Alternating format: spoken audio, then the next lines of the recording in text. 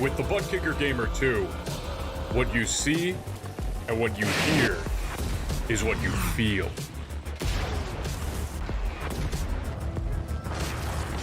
Butt Kicker. The future is feeling.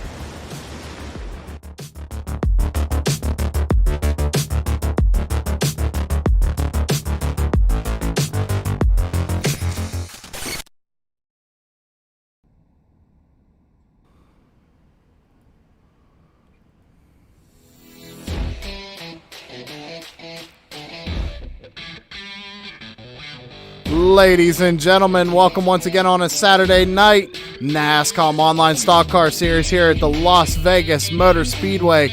Joining me tonight once again is Terry Foster. How you doing, Terry? Doing great, Sam. Doing great, man. Looks like we got 200 laps here in Vegas. You know what they say about Vegas. What do they say about Vegas? Everything stays in Vegas, and we're going to see what these guys leave on the table. Hopefully nothing, man. They get around the track, get a win.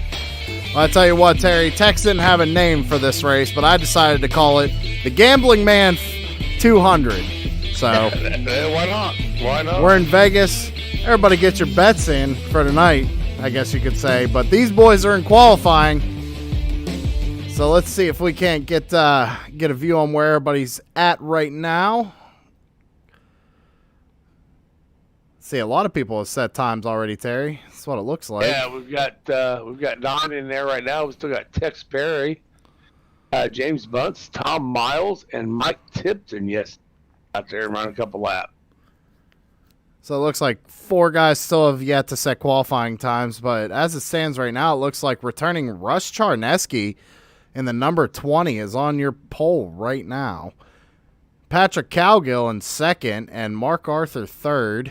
Dalton Kilrow in fourth, and Tim Bills rounding out the top 5. Tim Bills, I believe, is just finishing his qualifying run. Well, nothing really surprising. And with that 31, Patrick Cowgill right up there in the top, man. He wrong the last 3-4 races we've had. Look for good things out of him again tonight. Yeah, I tell you what, Terry, that 31 of Patrick Cowgill, definitely I've noticed in Discord he's been trying to get a little help with his setups and stuff like that. Must have found something and got the car dialed in, because he's actually shown he can run these open setup leagues and keep up with, some of the best, like Mark Arthur, Tim Bills. With Russ Charneski being back, I know he's pretty quick, so it's good to see somebody else up there fighting for this championship. Yeah, that's funny you bring that up. I'm sitting there looking at Russ's numbers. He's 2-time champion. So he's got the pole at the moment. Mark Arthur, he's past champion. On with Doug Thompson sitting back in 8th place. Doug's got a lot of places to go tonight to get up there in the lead and make. Yeah, he's definitely got some ground to make up. But remember, Terry, it's never where you start, it's where you finish. And we've seen guys here in NASCOM already come from the back, lead this thing, and, I mean, look what happened to Tim Bills last week. He started on the pole and had an issue with his tires and counted, one too many when he came and took tires, and ended up costing him the race. But, he said he knows the rule now, so he said he should be good for this week. So hoping to see Tim Bills run up front there as usual. Actually kind of surprised to see Tim in the 5th position. Normally he's up at the front during qualifying, but we got about 2 minutes left here in qualifying. It looks like everybody who wanted to take times has taken times. I think James Bunce is actually out on track right now to take his qualifying run.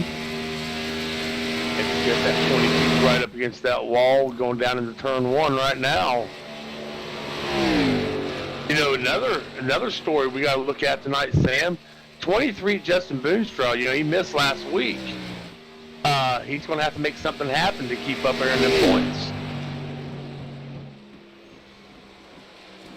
Yeah, but Justin Boonstraw, I mean, Terry, Tex, if I remember correctly, I believe Tex, the boss, he gives 1 drop week. So if that's the only race that old Justin's going to win, or not win, but miss, he actually should be fine. And with him being locked into the playoffs already, I mean, he should be good for the rest of the season, so long as he doesn't miss, a bunch of races. I think he'd be fine.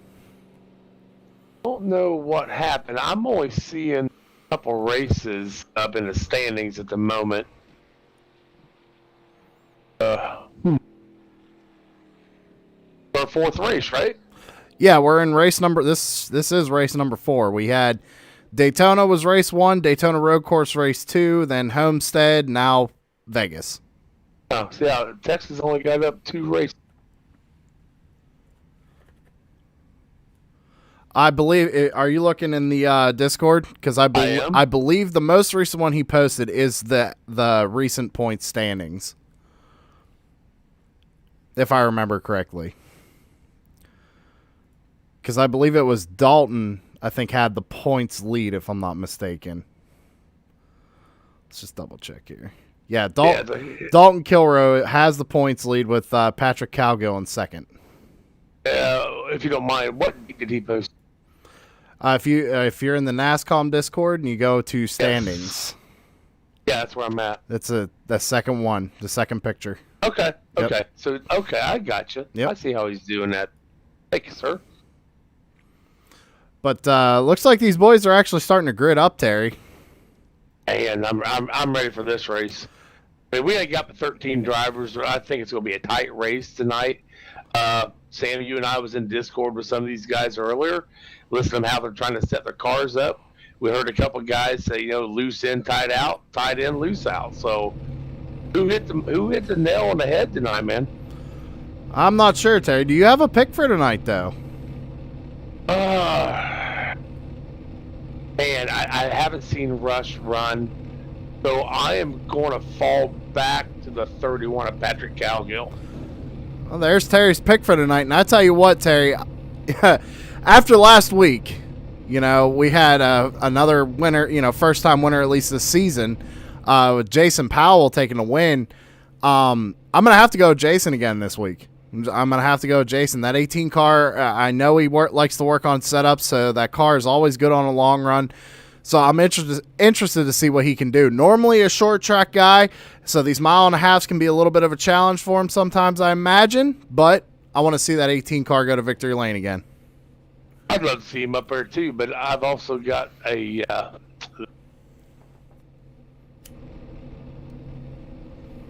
as they're all, I think it's guys missing.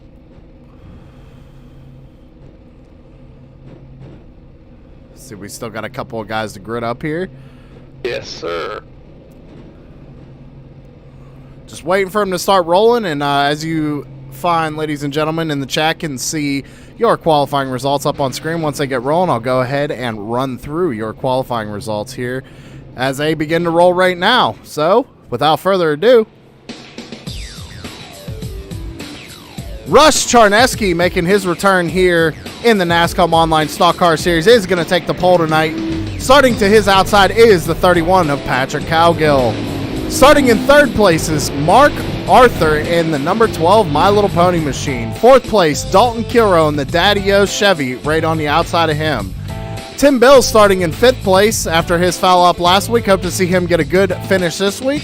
Jason Powell in that number 18, my pick, going to be starting on the outside. In seventh place is Justin Boonstra, and on the outside of him is the number 22 of James Grumpy Bunce. Ninth place, Doug Thompson, with Nicholas Okie making his first appearance back here at Nascom. Race last season. Good to see Nick back. The Boss Tex Perry in 11th, taking no time, with Tom Miles and Mike Tipton rounding out your field, setting no qualifying times tonight. We're rounding turns 3 and 4. We're going to get this race underway, Terry. Do it, boys. I'm hoping this is a nice close race.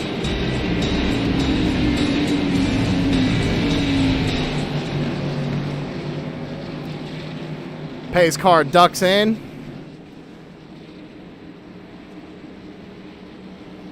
Russ Charneski has him coming down to the line.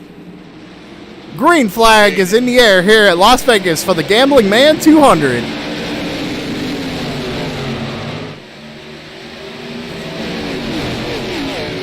Russ Charneski jumps out to a convincing lead there so far, but Mark Arthur heavy in tow on that number 20.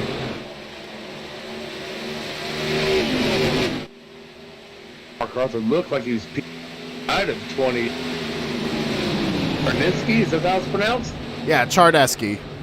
Charneski, okay. Plus, if you heard this, I apologize, man. He'll get it right one of these days. Russ Charneski leading your first lap, though, with Mark Arthur right behind him. Tin Bills moving up 2 spots on that restart, going into 3rd place. Patrick Cowgill electing to run him, looks like a groove higher in that middle lane, Terry. Maybe a little bit quicker coming off the corner for him. This Moonstraw is dropping back a little bit, just out. Jason Powell. And Dustin, we got Doug Thompson in that 3rd.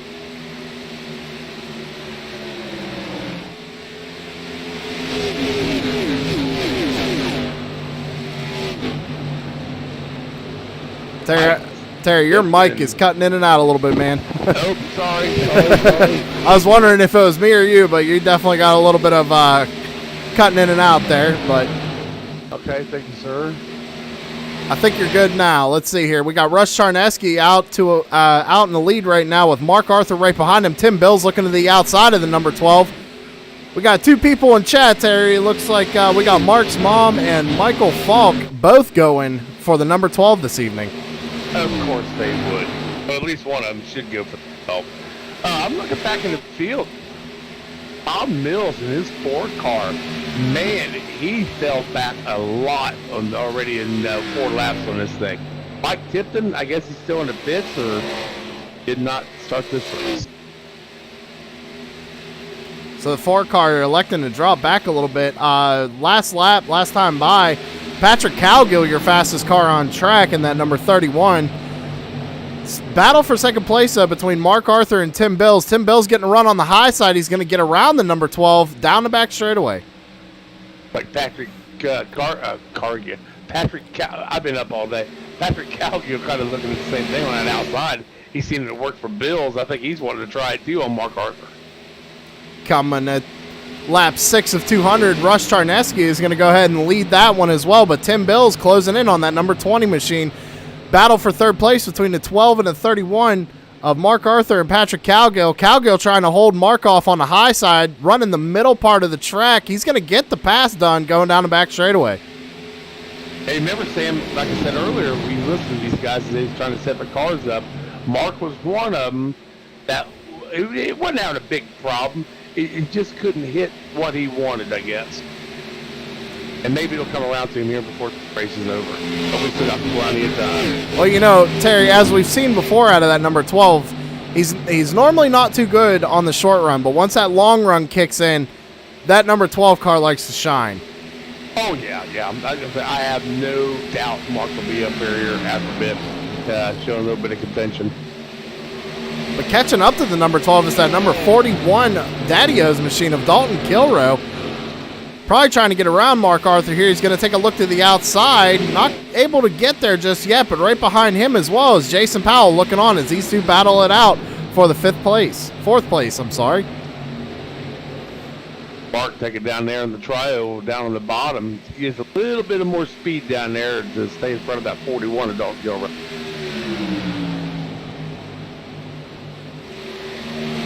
Battle 4th, 5th, and 6th right here between Mark Arthur, Dalton Kilrow, and Jason Powell. Jason Powell trying to watch these guys saying, go ahead, you know what, burn your stuff up, battle it out. I'll sit right here until I can get around both of you. I was kind of thinking the same thing, Sam. Jason's back is like, actually what he wants right now is those 2 to be next to each other. That'll help him a ton. Back up to the front of the field, though. Russ Charneski leading all 8 of the 9 laps so far. Coming to take, well, now leading 9, coming to lap 10. So leading 9 laps so far here in the Gambling Man 200. Pitch a little bit together up to number 9, Nick Akie. Back here running, where's he at? Running 8th place right now, started 10th. He's gained a couple spots. Looks like he's.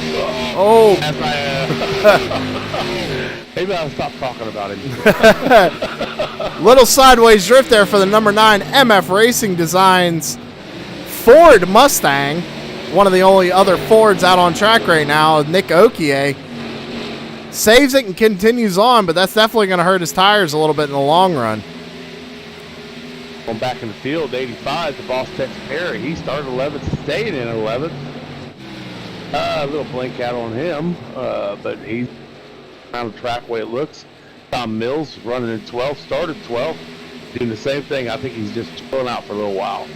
And I tell you what, Terry, I don't know, but I think the boss is having a little bit of issue of loose as well. Looks like that car's a little bit of yawed out when he gets to the center of the corner, kind of like we saw with the number 9 and Nick Okier. I was saying, do you know if this is it started at 2 o'clock time? So I was just wondering if we're going to be going into this nighttime on this track. They could even have lights. I believe it actually. It might, if I remember correctly from last year, it might go to nighttime by the end of this thing. Okay. Watch the boss come off of 2, man. He was all over the track. Russ Charneski leading 12 laps so far, all 12 laps. We're on lap 13 of 200. Tim Bills trying to run him down, not able to get there, though. Maybe Tim Bills is trying to save a little bit of his stuff up for later in the run. Remember, we got stages here tonight, lap 45 and lap 90. Stage points important, especially when you're running a full season.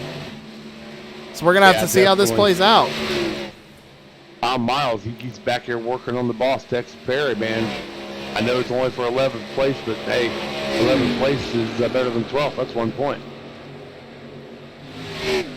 The boss is having a heck of a time coming off of 4 and 2.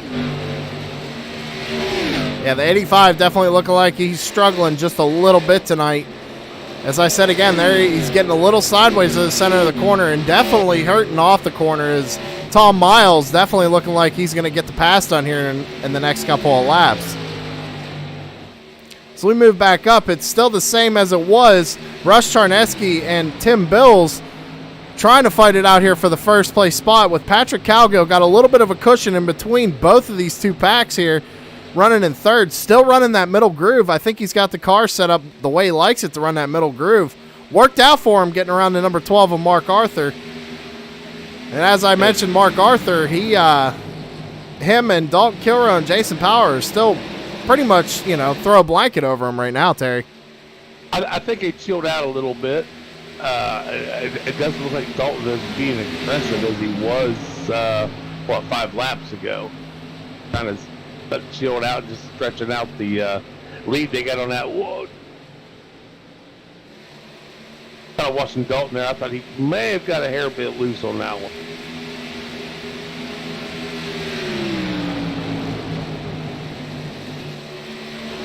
Mark Arthur trying to run a higher line, it looks like.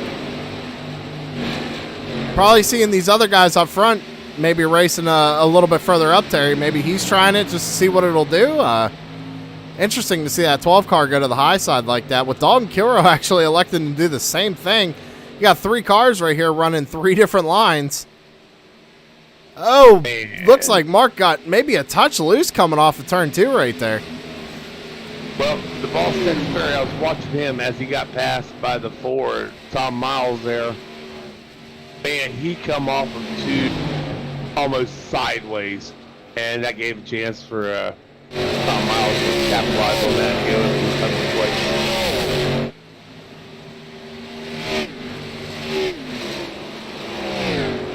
Justin Boonstraw, he's kind of out there by himself. In front of him, James Bunce.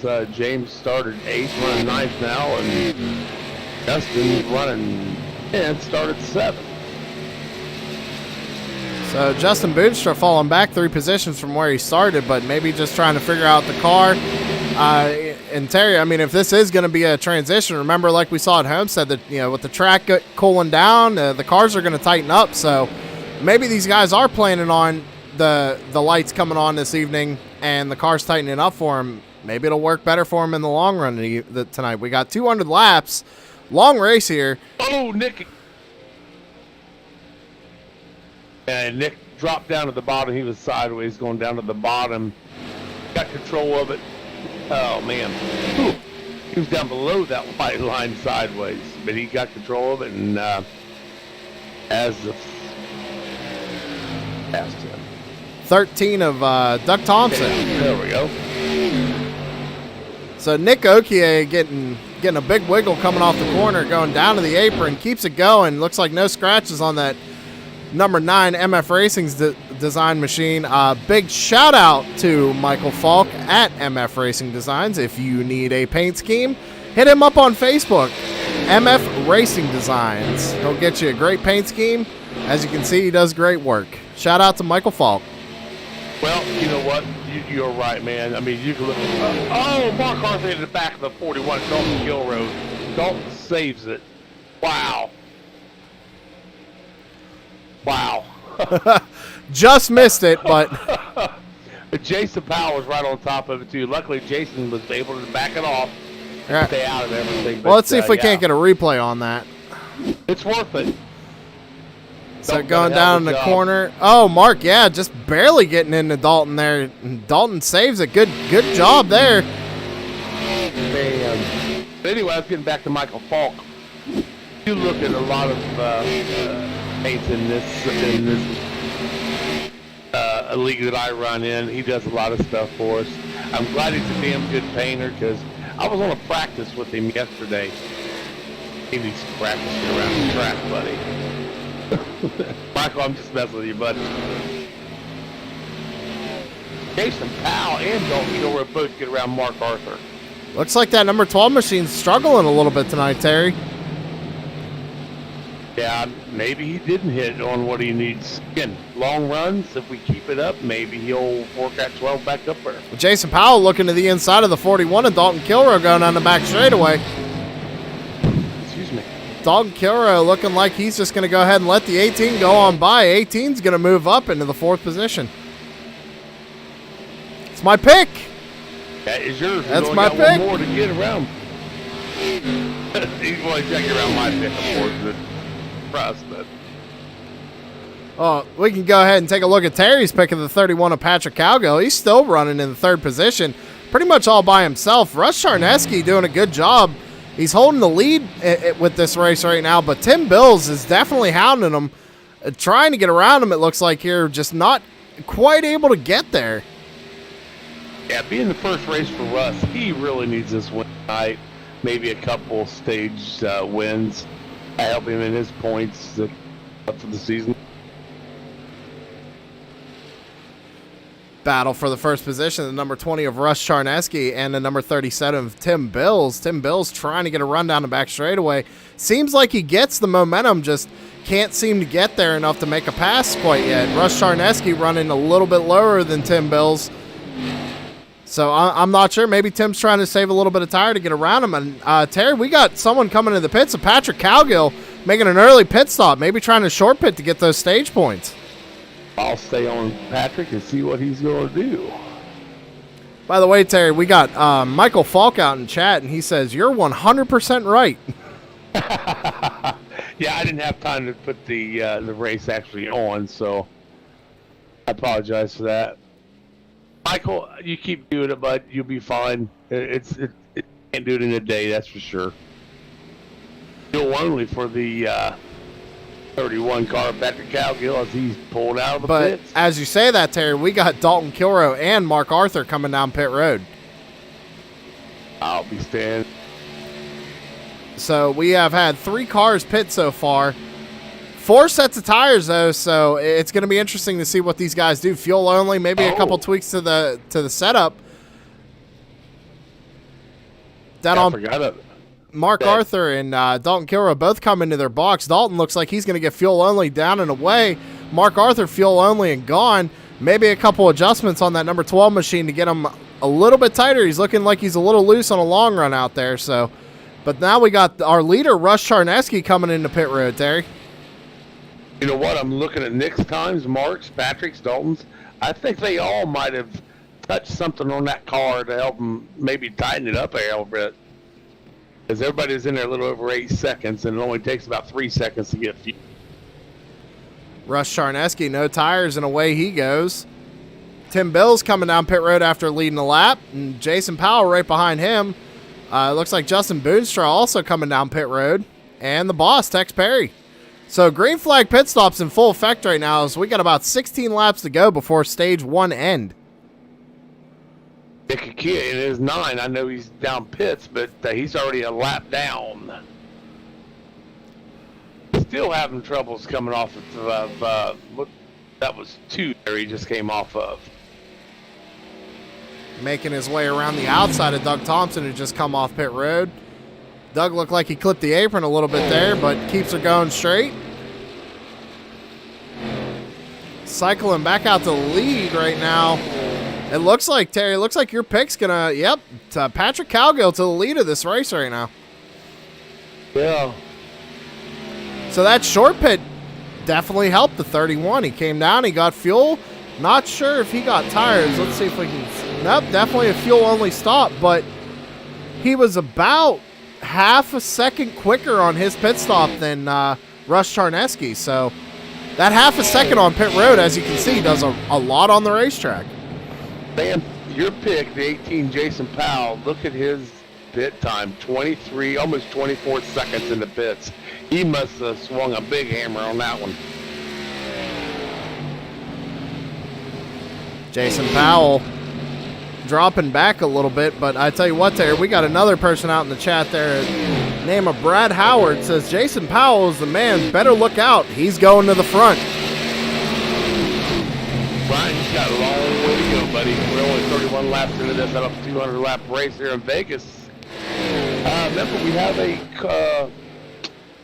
stage here, what, lap 45, I believe, Sam? That's correct, lap 45, so they have to complete lap 45, so once they take lap 46, the caution will come out. Getting pretty close to that stop, too. As Patrick Cowgill still leads the field there, but Russ in that 20 car, he is not far behind. But as you see, Terry, Patrick Cowgill still running like almost a half a lane up from what the other guys are running in it. It honestly seems to be working in his favor right now. I'm looking at Patrick's lap time. Excuse me. Patrick, lap times. Hold on a minute. I'm sorry about that. But he's pretty consistent, staying in the high 30s to really low 31s. So even on this run here, he's doing a hell of a job. Last time by, it looks like Russ Charneski was 0.2 faster than the leader, but Tim Bills was the fastest car on track at a 32.1. I think Tim just trying to reel that car in, reel that 20 in a little bit. Well, if I know from past experience with Tim Bills, sometimes it's almost like he's a sleeper. So he'll kind of set some nice lap times in practice, but once it comes race time, it seems like he almost kind of falls to the back. But that dude is really good at getting that car dialed in under race conditions. So he must have something figured out that a lot of these guys haven't figured out quite yet, because he'll come down, make a pit stop, and he'll be 0.3 faster than the rest of the field.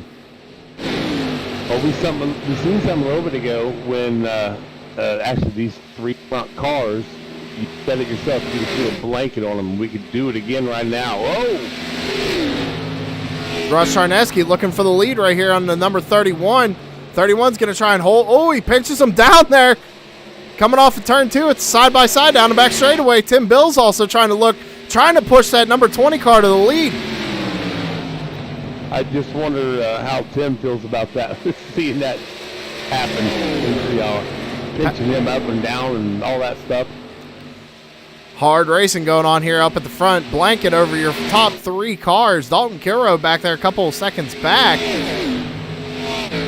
But back to the front is the number 20 of Russ Charneski. Brian Jason Powell is now up in 10th place. He moved up a couple spots. So we talked last. That'll get him at least 1 stage point tonight, Terry, if he finishes it there. So, but coming off that win from last week, it's definitely got to give him more momentum going further into the season to know that he's into the chase already, or in the playoffs, I should say. I keep calling it chase. Right. Kind of looking at Mark Arthur in that 12. He's just out there all by himself. Justin Boostra, he's by himself. Thompson. A few more laps for these guys, though, Terry, and it'll give them another chance to get these cars dialed back in. Yeah, I'm looking at the Boston. Tex Perry right now at 85. He's still having troubles coming off of 2 and 4. I don't know if he's coming in too hot or... Big slider coming off turn 4 there for the boss. I gave James Bunce a heck of a advantage to catch right up to him. And I tell you what, Terry, if you look at this, there's a battle going on right here between the boss and Grumpy Bunce right now. And right behind him is the 18 of Jason Powell. So, possible 2 more spots to get here. Oh, we got 3 wide down the back straightaway. Who was that? That's Nick Okie coming out of the pits. Oh! Little bit of contact there. Great racing here actually going on in the back of the pack. Jason Powell looking to make it 3 wide going down the front straightaway on these boys. Hey, Nick wants to get up there and play with them too, I guess. Jason trying to take Grumpy on his high side. Looks like he's going to get that pass done going into 3 and 4. Now he's just got to work on the boss, Tex Perry. See if he can't get up there in the 8th position. I know Nick is running down the 22 of James Bunce, but Nick is 2 laps down at the moment is what I'm showing.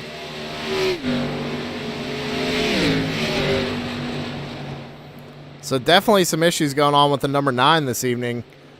But, you know, right now, Terry, with the way it sits, I mean, with Mike Tipton not starting to race, Nick Okie is the only car a lap down according to my timing and scoring, so he'll at least get one of those laps back here at the stage end. Right. Jason Powell gets around the boss. I don't know how we missed it, but Tim Bills got around the Russell. So, over the lead. So we got a pass for the lead there, Tim Bills. And if you notice, Terry, look where Tim's running. Tim in that 37, he's running that middle groove. So I'm wondering if that middle groove is giving more momentum either off the corner or just all around. Oh, let's watch him here go around this turn. Yep, he's staying there. So there's definitely something up there. Because Tim's got it figured out as he got around Russ Charneski. And I think with only a couple of laps here, Tim might lock down this stage win. So, Sam, you know more about this setup stuff and all that more than I do. Is it possible for that lane to even move up higher? I mean, it is possible. You definitely got to set the car up the way you want it to drive. So, I mean, if Tim might have came down and did a couple adjustments in the pits there and got that car to where it's hooked up on that lane, I mean, it's definitely possible. I've seen Mark Arthur actually run the bottom groove at Bristol, and we know that the high line's more preferred. Right. But he had a setup that would work on the bottom, and it would take him a couple of laps to pass guys, but I mean, it worked. So if you can get the setup to work, you can get it to work. Kaminsky looking down at the bottom, trying to get a little bit of speed on Bill. Just didn't work. But if you look at that, Terry, Russ Charneski, he's taking a real wide arc into the corner, but he's not going all the way to the white line like we've seen earlier in the race. So. Right. The line is moving up. Coming around, take the last lap of the stage here. Coming to lap 45, Tim Bills and Russ Charneski. This is the battle for the stage win. We'll keep an eye on these two.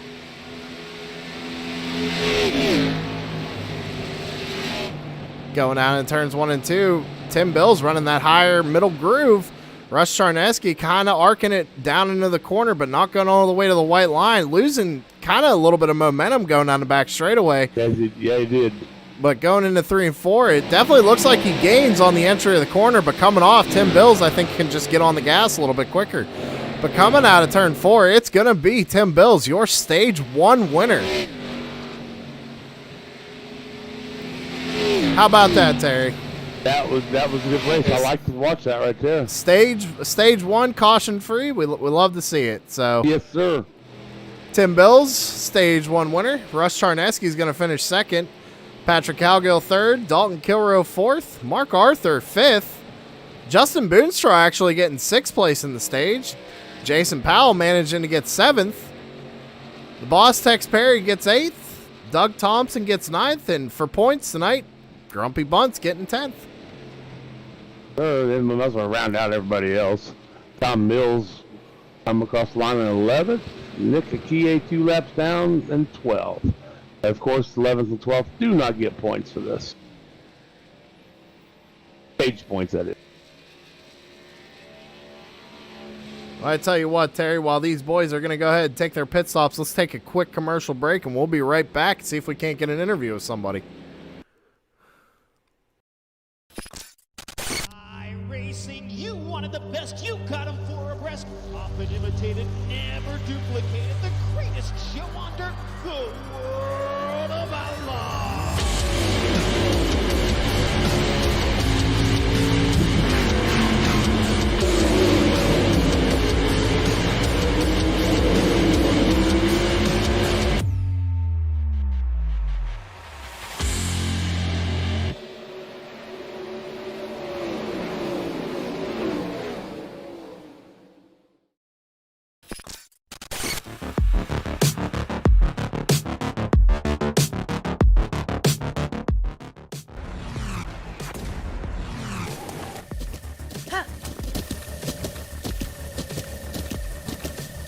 With the Butt Kicker Gamer 2, what you see and what you hear is what you feel.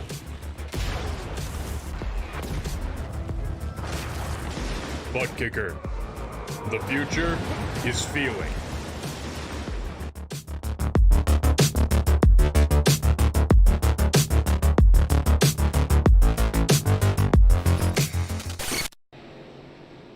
All right, ladies and gentlemen, we're back, and unfortunately, the Stage 1 winner, Tim Bill's not in TeamSpeak this evening, but Terry, I'm going to go ahead and get you our 10th place finisher, got some points, James Grumpy Bunt, so I'm going to bring him in here for you. And 4.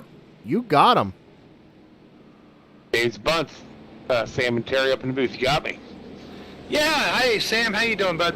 I'm Terry, but Sam's in here too. Oh, I'm sorry. Oh, you're fine, brother. Hey, Hard to hear with this engine. I know, buddy, I know. So sitting here watching you going around here, you're not doing a half bad job. Got 1 stage point out of that, finishing 10th there on that stage. Does that 22 have something for these guys? Oh, I don't think so, not today. I'm just fighting the handling right now. It starts out a little loose, and then it starts getting way tight, and I'm burning up the front tires. So these guys are just running away from me. Well, you answered my second question about how the car was actually feeling on its track. Everybody seems to be a little loose on that back end coming off of 2 and having that same problem. Is that where you're seeing it? Correct. Okay. Okay, well, we'll let you get back to racing, bud. Good luck tonight. Maybe we'll talk you into this thing. Yes, sir. Thank you. Yep. Driver the number 22, James Bunce, coming in getting a little interview tonight. Look who's in the lead, Sam. Who do we got in the lead, Terry? Oh, well, I'll be dang. That's my pick. That's right. That's my pick, Jason Powell. So let's Let's take it. Well, hey, you know what though, Terry? If you take a look at your timing and scoring, Jason Powell, fuel only. Oh. I wonder if he does know he's got 4 tires, right? I would assume he does. Uh-oh. Fuel only for the number 18, so we're definitely going to see him go a little bit backwards on this restart. But hey, you know, he's going to get out there, lead a couple of laps, and see what he can do tonight, I guess. Maybe he's got a strategy that we're not quite aware of right now. I guess. Well, that MF Design car, that number 9, Nick Akie, he's got his lap back. Maybe he went into pits and done some tinkering on that thing and back and get another lap back here after a bit. As we go double file, we're going to go around one more time. Pace car lights are off. We're going to get this thing back racing, get stage 2 underway.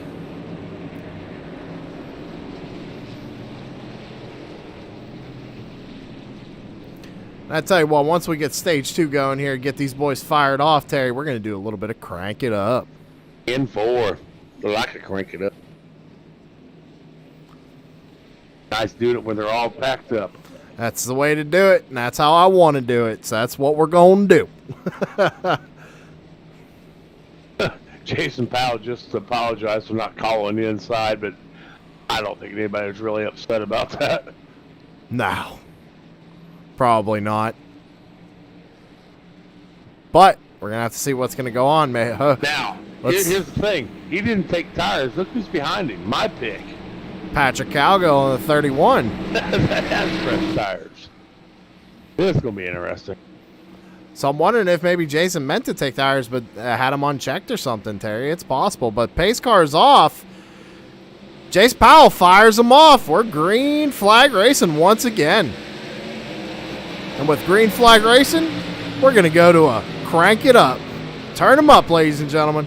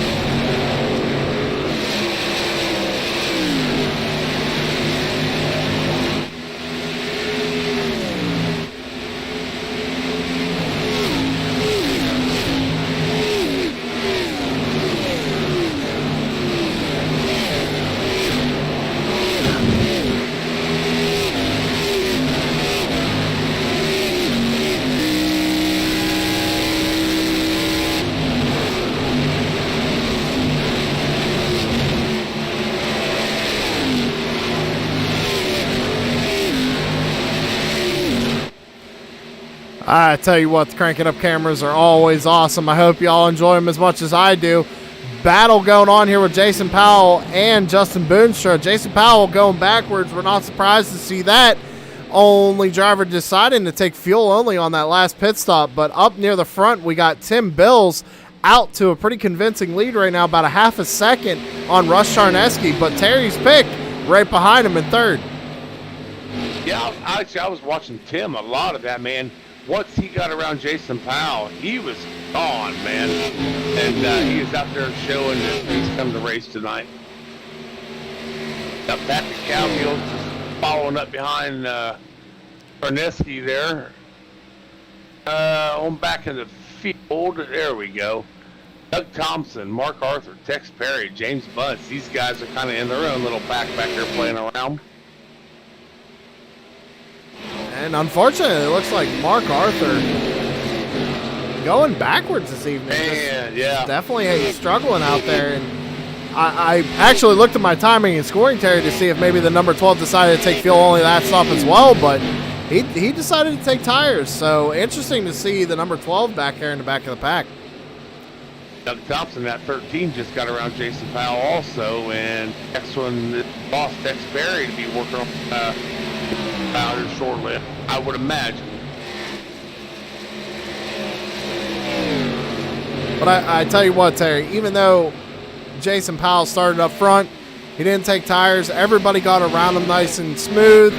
No accidents, no nothing. So good job on everybody knowing that there's somebody on old tires out there.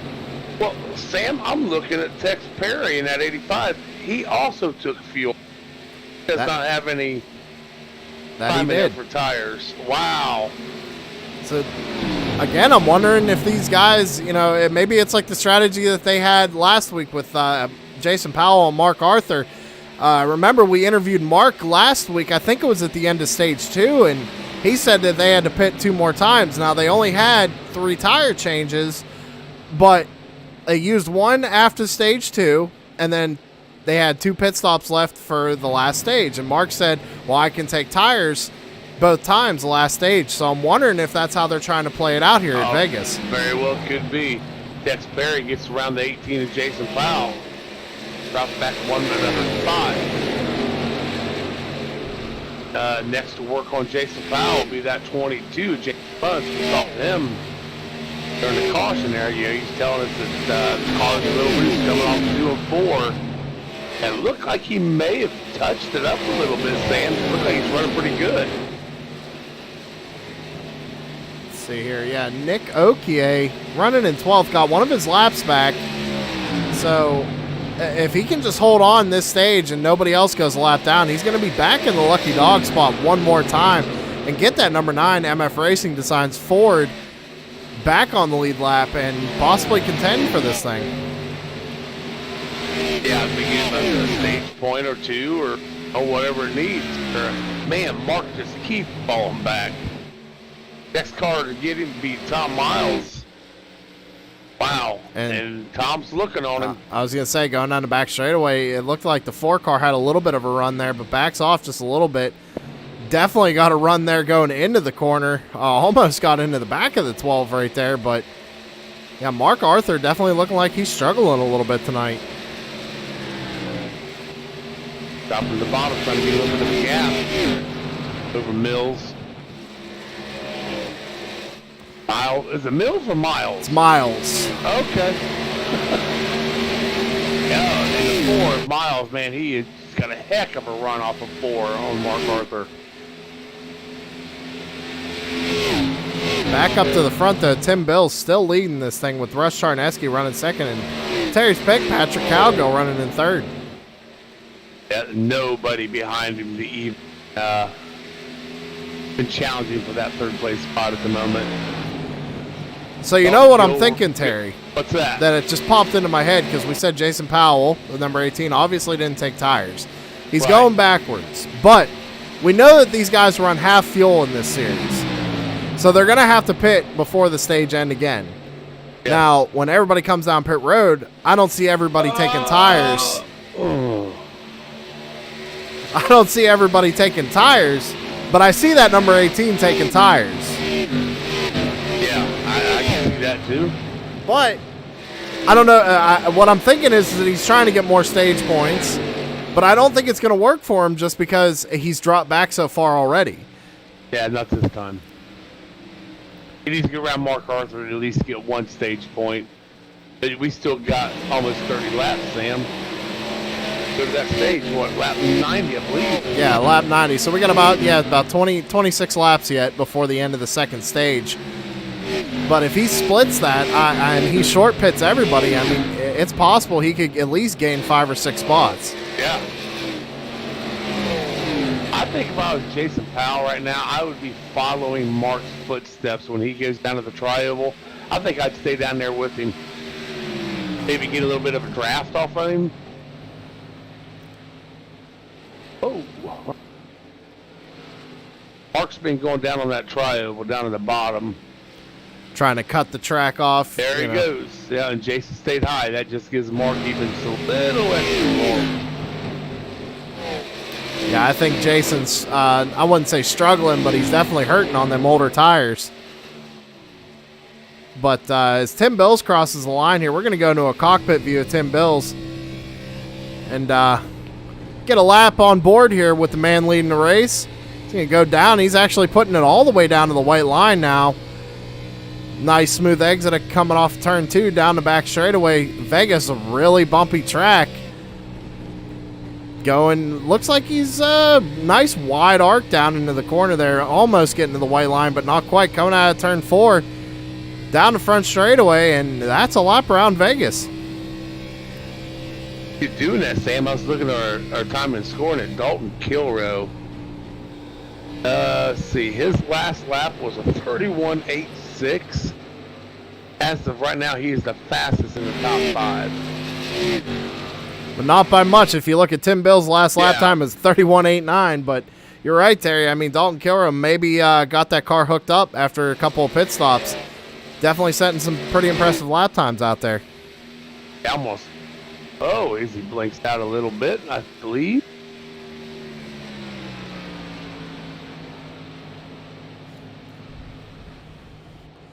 Now remember, ladies and gentlemen, I told you last week, we're on Dalton Kilrow.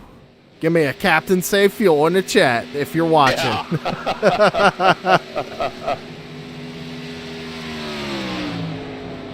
That time, Tim Bills, nope, he was faster than Tim.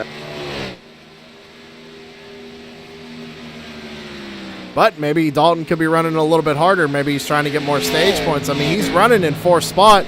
That's where he finished last stage. Maybe he wants to get more points so he can extend that lead that he has in the points just a little bit more. Yeah, he's definitely running just a hair bit faster than Patrick Cowgill in that 31 is. So, with everybody all spaced out here a little bit, let's do it through the field. We got Tim Bills running in 1st place in that number 37. And Russ Charneski right behind him. Arthur going down the pits. Mark Arthur in pit road.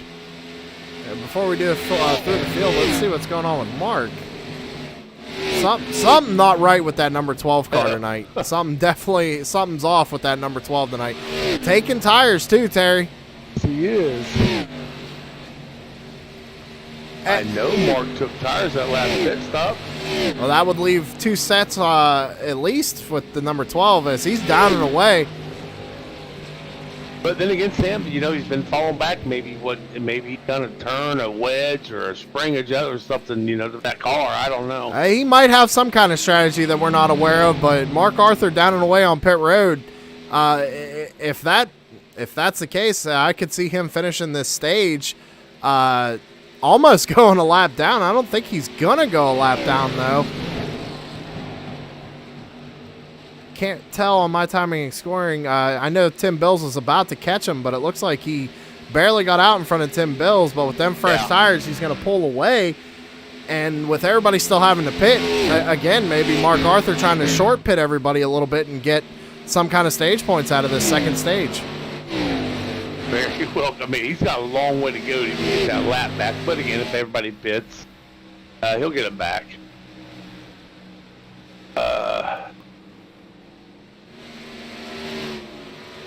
20. Looks like he may be dropping back a little bit off of Tim Bills. Definitely falling off a little bit, but he's doing the same thing Mark Arthur was, which is cutting that apron coming down the front straightaway, something that I noticed Tim Bills isn't doing. Now, I talked about this just minutes ago about Dalton Kilrow. He ran down Patrick Cowgill and passed him. Now, Dalton Kilrow running 3rd, Patrick Cowgill run 4th. Now, see, if I was the 31 of Patrick Cowgill, knowing that Dalton just ran me down and caught me like that, I'd be pitting here in the next couple of laps to kind of throw Dalton off and maybe short pit. As I say that, I hear he comes down pit road. So, like I said, definitely trying to short pit this stage once again and maybe try and get more stage points out of it. I mean, that's all you can do, and it's all strategy-based. So, it's going to be interesting to see where the 31 plays out with this set of green flag pit stops and the number 12 and the number 18. So, I'm going to say those are your 3 to watch on this set of green flag pit stops before stage number 2 ends. So, I want to see Perry, Bunce, and Thompson pull in. Matter of fact, there goes Doug Thompson. He says he's coming in. 31, Patrick Cowgill did not take tires, fuel only. Well, it's no surprise there, Terry. With only 4 sets of tires, I imagine that a lot of these guys are probably going to take tires at the end of stage 2. So, like I said, it's kind of interesting to see Mark Arthur take tires now versus at the end of stage 2. Like Thompson and Perry both came down pit road. Dalton Kilrow on pit road right now. Looks like, if I'm not mistaken, fuel only for the 41. Yeah, fuel only for the 41. Doug Thompson on pit road right now. He's definitely getting tires, it looks like. I think Doug Thompson getting tires. The boss only taking fuel. Yep. Tim Bills is down in his pit box right now. Let's see what the number 37 elects to do. 5 seconds, 6 seconds. Looks like Tim Bills, fuel only. He's down and away. Russ Charneski coming on pit road now as well. And Dalton Kilrow already taking his pit stop. He's going to pass Russ Charneski and possibly Tim Bills here too. I don't know what James Bunt's done in his pits, but he was in there for 45 seconds, Sam. Maybe he scraped the wall a little bit trying to get a little damage fix. And as I say that, it looks like Tim Bills actually got out ahead of Dalton Kilrow. So if we look at our timing and scoring, Terry, our pit times, Tim Bills had a 39 flat from pit road entry to pit road exit. Dalton Kilrow had a 37, but we know Dalton was running in third a few seconds back, but he definitely caught him enough that he could possibly catch him to win this stage. Yes. But right now, I'm showing the leader is actually the number 22 of James Bunce. So James Bunce with a 45-second pit stop. Now, that just... Oh, Nick already had his lap back. I apologize. Nick is pitting right now. I'm going to stay on Nick and watch him. So, Terry, I'm thinking that pit stop... I don't think James Bunce is pit yet. Okay. Yeah, James Bunce still hasn't pit yet. His last pit stop was on lap 47. So that was under caution after the first stage. So he's still going to come down pit road, but he's out there leading a few laps. So I think once this cycles out, it's going to be Tim Bills and then Dalton Kilrow. And your pick, Patrick Calgo, in third. And Russ Charneski actually will fall back to fourth place once this all cycles through. Bunce coming in this time.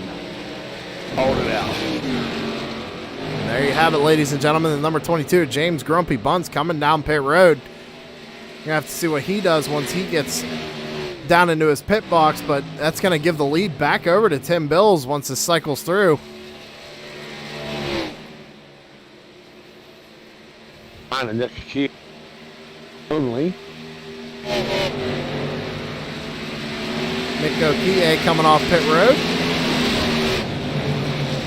James Bunce in the pits. Looks like Grumpy going to be taking tires, it looks like. Nope, fuel only for the number 22. Right, and that's the cycle everybody back around, but Tim Bills back in the lead. So Tim Bills, your race leader right now with 10 laps to go here in the stage coming to the line. And Dalton Kilrow with that short pit and fuel only, he moved himself up to second. Russ Charneski, we got a battle here for third place. He got around the 31 of Patrick Cowgill. Patrick Cowgill trying to fight back on the outside, not going to be able to make it happen. So that's going to bump Patrick Cowgill back to the fourth position. And did you happen to hear what kind of fuel they're doing on that? How many laps they get on fuel? To be honest, I'm not sure. I was just looking at Mark Arthur. He said the last time the lap was 68. That's going to give him, what, 20, 22, 23 laps on a tank of fuel? I tell you what, the next person we bring in an interview, we can ask him how many laps they can do on fuel. Because I tell you what, I think it's about 20 to 25, maybe somewhere around there. It's normally about halfway through a stage that they've been pitting, so okay. I'm going to say about 20 to 25 laps they can do on fuel. Mark Arthur in the wall. Oh, done a good job holding it up there. Letting the 13 Doug Thompsons go on by him. Mark Arthur having a rough night tonight. Doesn't look like a lot of damage on the right side of that machine, but definitely got into the wall a little bit coming off turn 2. I remember, Mark Arthur, last season's champion. Right now, I think he's about in 7th place in their point standings. Yeah, and he had a rough couple of first races getting involved in a wreck at Daytona and just not getting it right at the Daytona Road Course. Had a decent finish at Homestead, finished in 2nd place to Jason Powell, and that's what bumped him back up into the points. But Mark Arthur off to a rough start this season, your past champion. And he's still in that little pony all night. Tim Bills, still your race leader. Dalton Kilrow trying to race him down, but according to my timing and scoring, Tim Bills is a little bit quicker. I'm looking at the side of the 12. It looks pretty good. Nothing really to mention. So 37 definitely out to a convincing lead, about a 1.5 seconds almost to Dalton Kilrow. And then about 3 seconds from the leader to your 3rd place runner, Russ Charneski. Patrick Cowgill, Terry, it looks like he might have burned his tires up a little bit because he has fallen off Russ Charneski quite a bit since the pass a couple of laps ago. See, I was kind of wondering about to say they was the 20. Russ Charneski did Did he burn his up really quick? Or is he just running back there on his own? It's possible that he burnt them tires up. I mean, you just push just a little too hard at any track, and you're going to burn that right front off, and it's just going to make the car plow coming off of the corner. iRacing, I think, does a pretty damn good job of setting these tracks up as in real life. Now, if anybody's ever been out to Las Vegas, especially where this racetrack is, it's nothing but sand. And man, you get that sand out on this track, it just tires right up.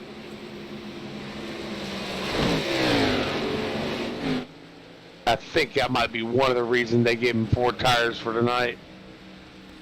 Which is actually kind of surprising, though, Terry, because Homestead will actually eat your tires worse than Vegas. Well, Homestead's right next to the ocean. Also true. Down in that area, I believe, I can't confirm this, somebody might out there in chat land know, but I think they might even have seashells in the track. Who knows?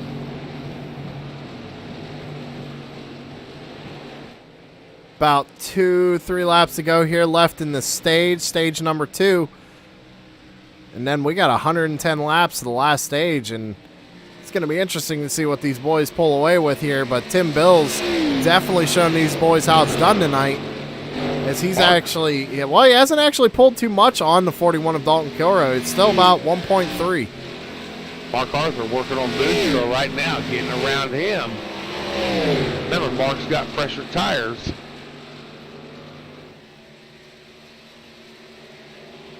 That'll bump Mark Arthur up into the 6th position, so that'll give him a few more stage points. EA coming back down to pits again. Just called it out.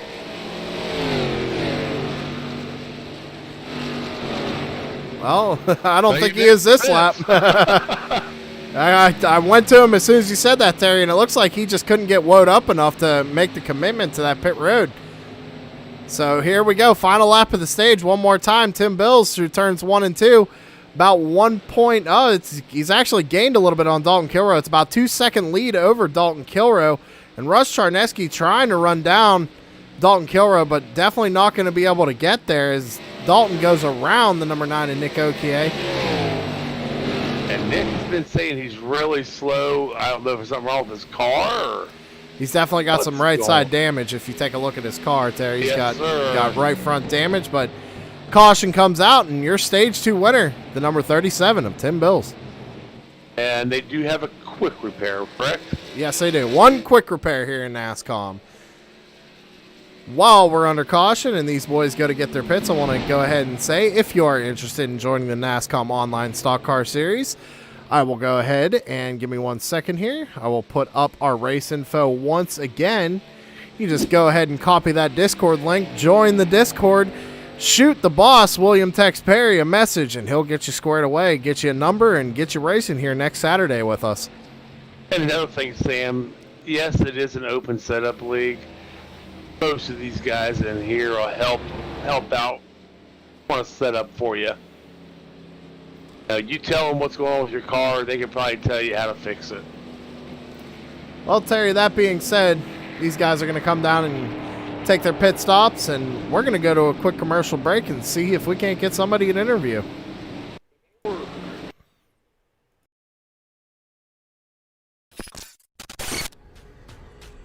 The most realistic online racing sim ever made. This is iRacing.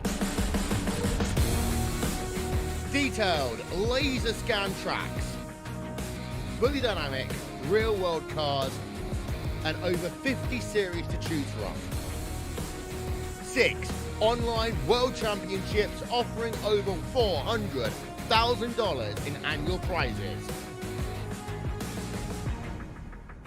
This is the original esport racing game. This is iRacing.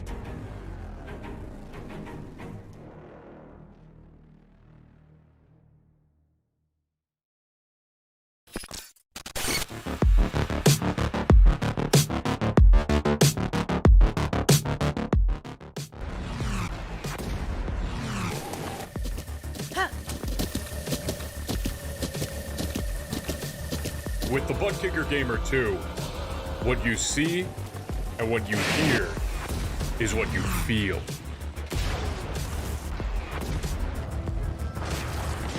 Butt kicker. The future is feeling.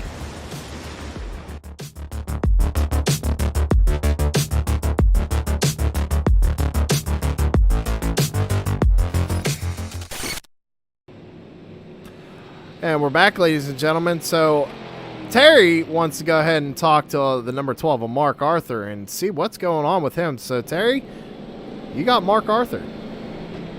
Hey, Mark. Hi. Hey, man. What is going on, dude? Why? I see you hit the wall. You real loose coming off the turns. You get that thing dialed in yet? I think I did. I got a little something up my sleeve, so. Ah, okay. Yeah, we was watching you. You kept going backwards and backwards. You just hey, go ahead and cough. I know you need to. No, I'm Okay. If you don't mind, what kind of fuel mileage you guys getting? How many laps? good. Anywhere from like 27 to 30 laps, somewhere around there. Okay. We just heard James Bunce holler that his engine died. Yeah, he's down there on the inside doing something. All right, so you are just playing a little bit of possum tonight, then? Well, no, my car's not that great. You know, it was really loose to start. And I threw a setup in there from Kansas that I probably shouldn't have messed with, and it felt like it rotated really good, and it does. Rotates really good, not too good. All right, well, thanks for talking to us and clearing stuff up. All right, no problem. All right, man. Driver of the number 12, Mark Arthur, says he's got it dialed in, Terry. At least he thinks he does. Well, we'll find out. So, as I was talking to Mark, I could hear James Bunce hollering about his car stalled. Now he's sitting in the pits, so... Well, he's definitely going to have to take the tow time, and we're going to have to see what happens with him. But, Terry, interesting strategy call here, but Jason Powell, I believe he took tires the last time he pit when we were under the green flag pit stops. Mm-hmm. But definitely, he only took fuel. So he's back up in the second place again with probably, 10 or so laps on his tires. And I'm wondering if he's got something up his sleeve tonight, because we also got Doug Thompson up there. Looks like Doug took fuel only, but fixed a little bit of damage. Maybe it was about a 10-second pit stop. And Russ Charneski back there in the third position. So it's going to be interesting to see what this third stage brings out. Well, it is, because now look who's leading the pack. We got Doug Thompson at 13. He hasn't been up front, since this race started 95 laps ago. Maybe Doug's got something for these guys. It looks like the sun is starting to go away from the track, too, so the track may tighten up a little bit on them. Definitely want to shout out Doug Thompson. We don't talk about him a whole lot, but he's going to be up there leading the race right now. And new paint scheme on that number 13. I'm used to seeing him in a Friday the 13th number 13, but he's running an SRX paint scheme, and definitely a decent change. So shout out to you, Doug. Nice paint scheme. But still sitting. Well, it's unfortunate for him because pace car lights are off. He's going to duck down pit road. Jason Powell and Doug Thompson on the front row. Doug Thompson fires him off. We're green flag racing, stage 3. I was looking at the number 9, Nick Gay's car. He did get him a brand new car off the showroom floor. Racing down into turns 1 and 2. Doug Thompson electing to run that middle lane. Jason Powell trying to go all the way to the white line, trying to block number 20 of Russ Charneski. But if you look now, Terry, Mark Arthur making his way back up there. Well, he said he had some up his sleeve, and he's got 104 laps to show it. Jason Powell trying to make a move on the 13 of Doug Thompson. He's going to cut that tri-oval. Looks like he might be able to get him down into turn 1. Russ Charneski going to follow him, and Mark Arthur trying to follow him, it looks like. But he's got a battle of his own back there with the 31 of Patrick Calgo running the high side. I am watching Tim Bills in that 37. 3 wide for the lead. 3 wide for the race lead right now. Sorry to interrupt you, Terry, but you're fine. We got Doug Thompson backing out of it. Probably a smart move. Russ Charneski goes under the 18 to retake the lead this evening. and they single file out, but that was one heck of a move by the number 20 of Russ Charneski. Maybe he was saving something for these guys, too. Remember, he fell back a little while ago, rendered that lead over to the 31. Now, back up there and see how much time he puts on these guys again. Back out to the lead is the number 20 of Russ Charneski, but Terry's pick, Patrick Cowgill, he's there in the second position. But I'm telling you what, Terry, I want you to keep an eye on that number 18, Jason Powell, my pick, because I think he's on an opposite strategy of everybody else, and I think it might play out. If I'm thinking the way he's thinking right now, that 18 car is going to be someone to contend with later on in the race.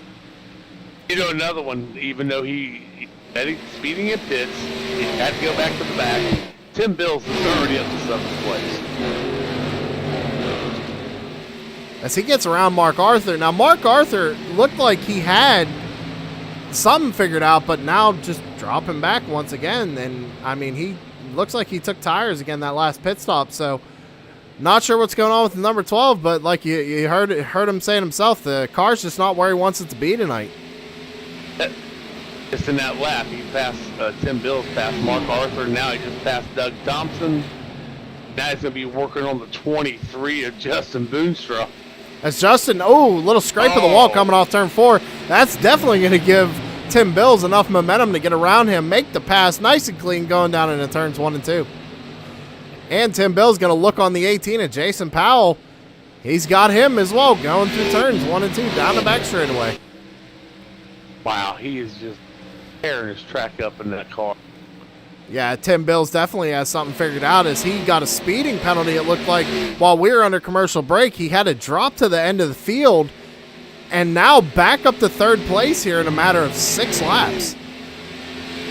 I don't know what's going on with 41 Dalton Gilroy. Tom Miles just ran him down and going underneath him in the trioval trying to get that spot from Dalton Gilroy. Dalton Kilrow had if I'm reading that correctly, a 4.5 second pit stop under the stage. So now I'm wondering if maybe Dalton and Jason are trying to run the same kind of tire strategy. I mean, these guys only have 4 sets. Obviously, me and Terry can't keep up with everybody's strategy, so we're trying, but it's definitely difficult. But we know that Jason Powell's on a completely different strategy than everybody else, and now, looking at what's going on, I think the 41 of Dalton Kilrow is too. Look at the timing with Tim and Russ. Tim Bills in that 37 just was faster. He still is faster than Russ Charneski in that 20. Let's see what it is this time by Russ Charneski with a 31.5 and Tim Bills with a 31.8. So he's about 0.2 faster than your leader right now. So I'd look to see in the next 10 or so laps at 37 right up on the 20's back bumper. I'm with you on that. Back to my pick, still running 3rd. There's Patrick Cowgill in his 31. No competition at the moment. Jason Powell running 4th with Justin Boonstra all over his back end. I'm going to stick with that and see what these can do. And I tell you what, Terry, we go back to Patrick Cowgill. He started up front and he's running up front. So may not have the car to win tonight, but may have the car to get a decent finish and move him up a little bit further in points. What was it? Daytona. Patrick did win the first 2 stages at Daytona? Yes, he did. Ran out of fuel. So, yeah. We always keep bringing that up, Patrick. I'm sorry, but we got to keep reminding you of it. Got to gas that thing occasionally. Yeah, maybe he'll remember for the next Daytona race. Hey, Sam and Terry kept saying, I forgot to put fuel in it. Maybe we'll see him win at the next Daytona race. But little wiggle out of Jason Powell in that 18 Boonstra. A big old jump to get beside him. That Boonstra can hold it on that outside. He'll get around Powell. Yeah, but Jason definitely putting up a fight, not letting him have it that easy. And Justin Boonstra, your road course winner this season so far, he won Daytona Road. Missed last week, but he's back again and actually running fairly well for the number 23. He is. He's running 4th right now. He's been kind of hanging at the back all race, but you know, he's like I said, he's up there in the 4th position. He's putting on a good show for these guys, and you know, with him being locked into the playoffs already, this is just great points for him. Yeah, again, he missed last week's race, so he needs what he can get. Unless he uses that as his drop week. So if he uses that drop week, he should be okay. But regardless, he's still in the playoffs. Oh, what happened to the boss? I'm gonna go back and look at that. Boss Tex Perry looks like he's a little slow down the front stretch. Come off of 4 sideways. Got almost thought it looked like he was going down pit lane, but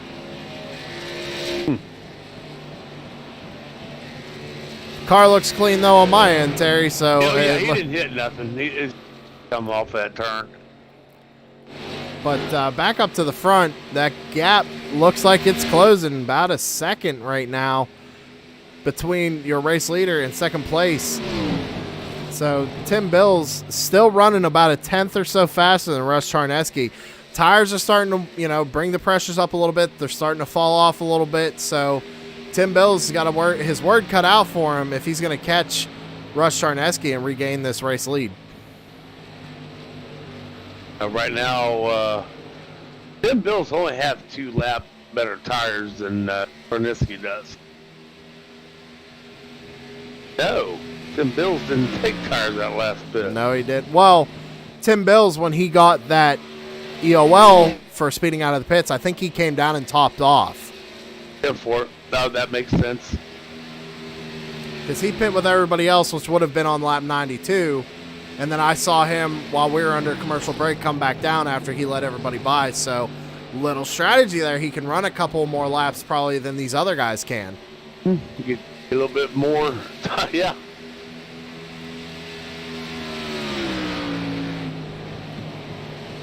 See what's going on.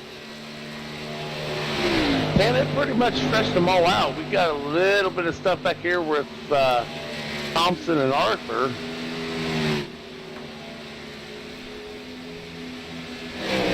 As of right now, those are the 2 cars that's the closest together. And honestly, the 2 cars closest together, and not 2 names you normally see too close together at this point in the race.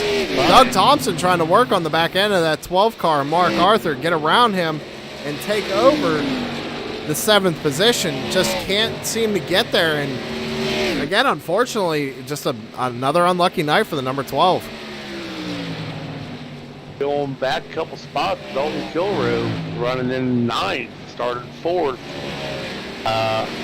So he biding his time, you know, kind of like what Mark said they've been doing, or holding up his sleeve or whatever. We're just going to have to wait and see what these boys do here when they start doing green flag pit stops. So if Mark, according to Mark, Terry, he said, pass for the lead. as I say, I told you about. Nope, that ain't it for the lead. Come on, Terry. I'm sorry. That's Grumpy Bunce. Must have got That's Grumpy. brings it out of the garage, gets a new motor put in that number 22, and he's back on track, but a few laps down, unfortunately, for Grumpy. But Tim Bill's still trying to run down your race leader. Still a couple of tenths faster, but just can't quite seem to get there. He has reeled him in a little bit, though, Terry. Just did it.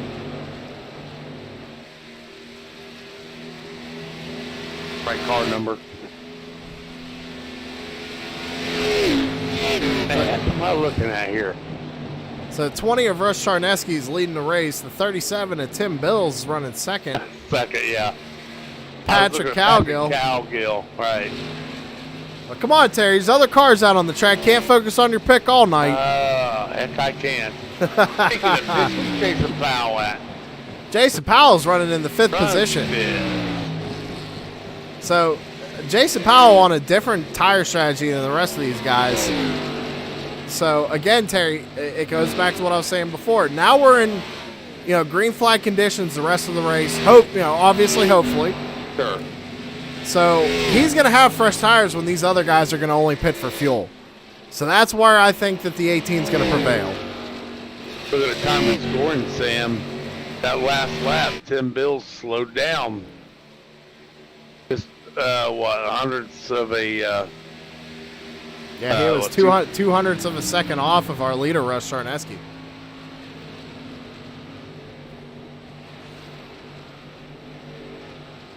So maybe he wore them tires up trying to get from basically back into back to get for the second place.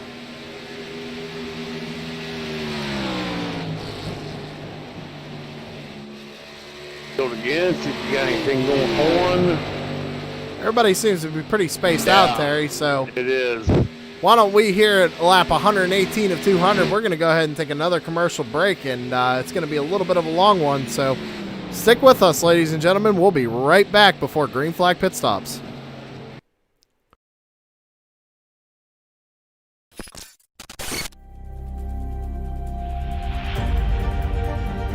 Coming up to the line, being chased, and it was Braden Johnson. Unbelievable finish. It was 1/1000th of a second between them. Green flag in the air. We are racing in the 2020 24 Hours of Daytona. They go door to door for the feature race lead here on the last lap of the race. Side by side for the race lead in the final corner at Homestead. Down the back straightaway, 3 wide again for the race lead. This is unbelievable stuff here tonight. Paloma is going to have to be very deep on the brakes, and he is very deep on the brakes. It's side by side through the corner. This is for the win. It'll be side by side. Davies low, Ottinger high. To the very inside is Garrett low. 4 wide at the stripe.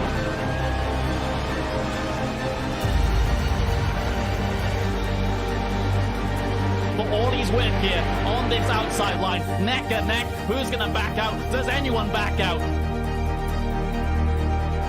Verstappen starts to squeeze on the inside, and now he'll try and straight line it. Goes under the apron, drag race to the line. It's so close to call.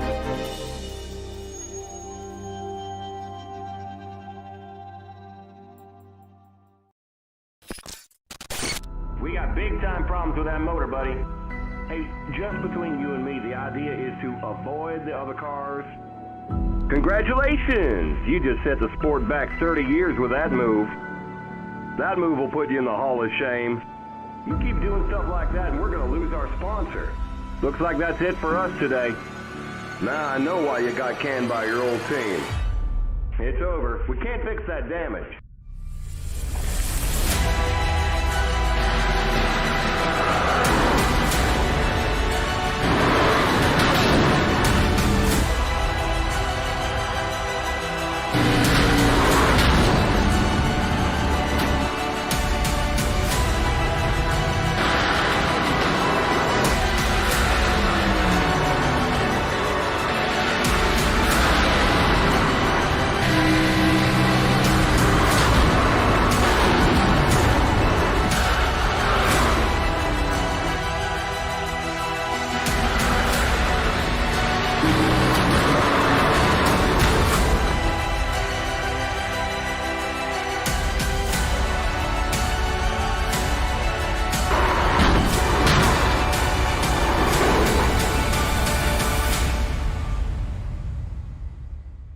Looks like your car is...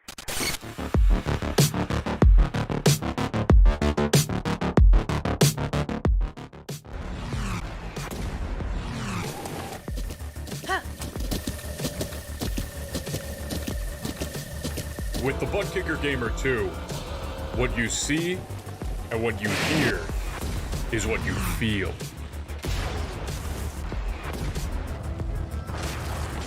Butt Kicker. The future is feeling.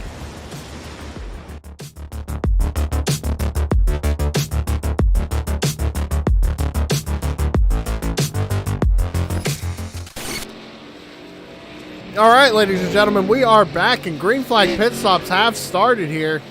Your race leader, Russ Charneski, and Tim Bills have already come down pit road. Patrick Cowgill took over the race lead. He's on pit road right now. So far, fuel only for the first two. Patrick Cowgill, I'm assuming. Oh! Patrick Cowgill passed his pit, had to back it up. Little foul up there for the 31, so that's definitely going to cost him some time, Terry. As we saw earlier, Dalton Kilrow had a half a second quicker pit stop than Russ Charneski did, and that put him in a good spot for the stage. 9 took tires, taking tires. Looks like the boss Tex Barron 85, he's taking tires. Dalton Kilrow, who took over the race lead, he's on pit road right now, electing to go, looked like a couple of laps longer than the other guys. As we take lap 126 of 200. Still a long way to go, and I'm going to go ahead and say we at least have to see 2 more green flag pit stops before this thing's over. Most likely. But with Dalton in the pits, that gave the race lead back over to Russ Charneski and Tim Bills. I don't know if you noticed, Terry, he's a lot closer than he was. Yes, I'm still sitting on Dalton. He also took tires. So back out on track. Let's see what, oh yeah. So let's see here. And looks like Jason Powell, my pick, he decided to pit on lap 119, but he also took tires. So he's going to have the best tires out of, let's see here. So you got Russ Charneski, fuel only. Tim Bills, fuel only. Patrick Cowgill, after overshooting his pit box, he got fuel only. And Jason Powell is your first car in 4th place on fresh tires. And as I say that, Terry, right behind him is that number 12 of Mark Arthur, also on fresh tires. I'm still staying up here on our leaders. Looks like, oh, it's Kilrow.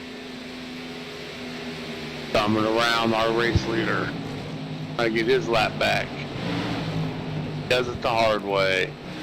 Well, remember, Dalton also took tires and Russ Charneski didn't, so right. Dalton getting his lap back a little bit with ease there, but he's going to have to do something to make it work for him here later in the race, because that just shows you how quick you can go a lap down under these green flag conditions.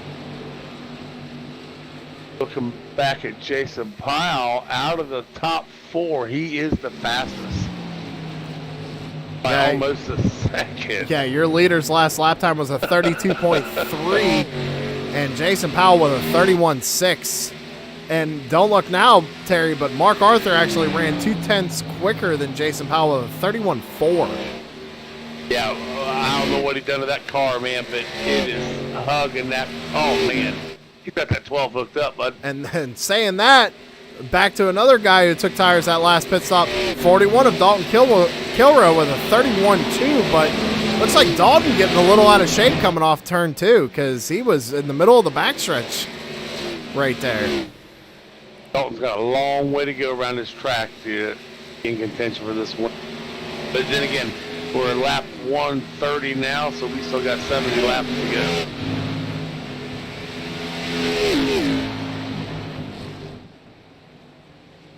So Mark Arthur now, I'm sure Jason Powell can see him in his mirror pretty good now.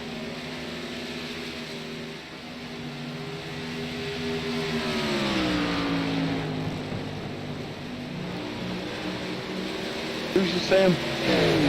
Say that again, Terry?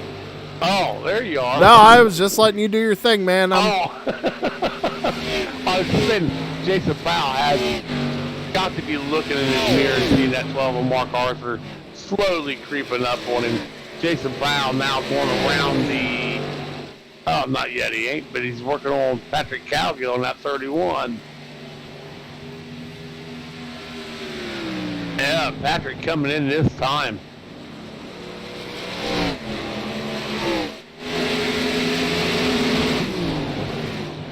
I was watching Mark Arthur get up behind him.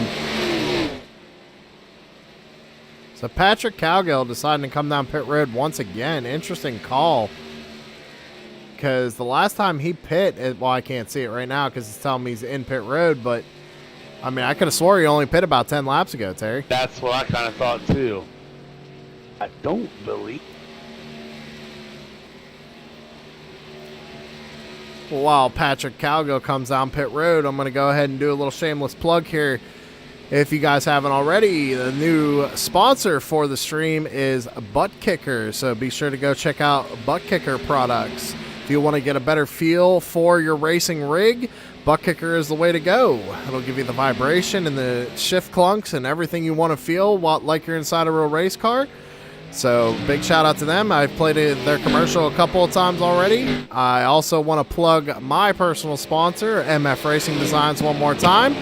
We'll go ahead and get a shot of Nick Okie. He's got an MF Racing Designs paint scheme, as does the 41 of Dalton Kilrow. So 2 cars right there with MF Racing Design paint schemes.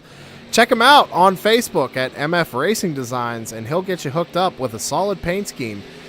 Very nice dude to work with, and you will not get a paint scheme until you are 100% satisfied with it. Good plug, Sam. Good plug. Gotta get them in there, Terry. I know, buddy. Gotta get them paycheck. That's right. Gotta get the paycheck. What you're doing now is watching Patrick Calgo while he's on pit lane. He only took fuel. Again, we don't know what actually his last lap was that he took. That's interesting. That also put him the first car 1 lap down, though, too. Yes. So, interesting strategy call for the 31. Why am I showing Tom Miles being the first lap? Tom Miles is the first car 1 lap down. Okay. I thought you said Patrick was, but I thought he was as well, but I think timing and scoring hadn't updated quite yet. But Tom Miles is running. Where is he running at? In the 8th position right now. Patrick Calgo running in 9th.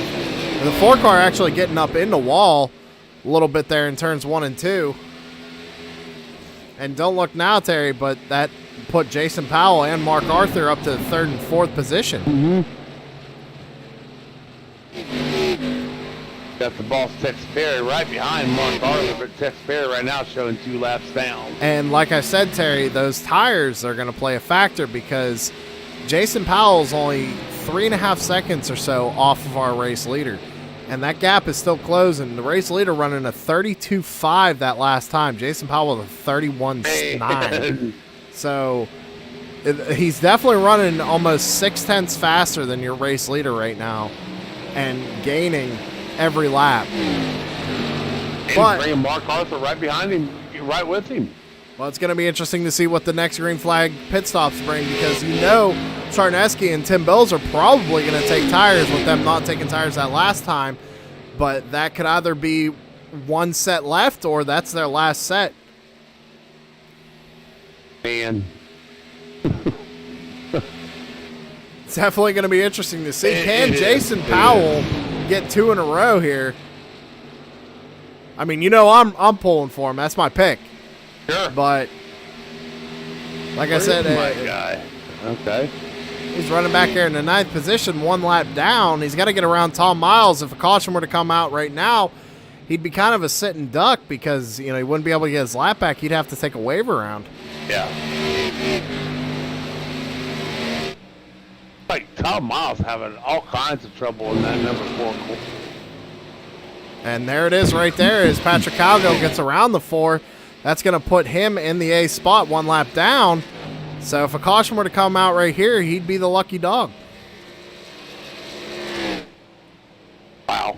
So we got about 60 laps to go here in this here comes Gambling Man 200. Grumpy just went around Tom Miles also, but Grumpy's still showing 3 laps down. Yeah, he's unfortunately had an issue with the engine there for the number 22, Grumpy Bunts, but he got her into the garage. They threw a new engine in it, and, you know, shout out to his crew for getting it in 3 laps or less. But he's back out there, and scrapes the wall a little bit going into turns 3 and 4, but he's back out there trying to get as many points as he can, just logging laps.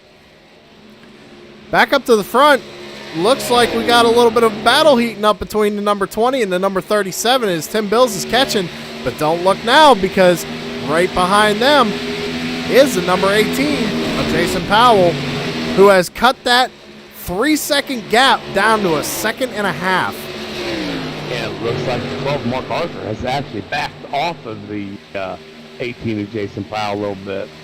But these two guys, Terry, Jason Powell and Mark Arthur, they're running almost identical lap times. Yeah.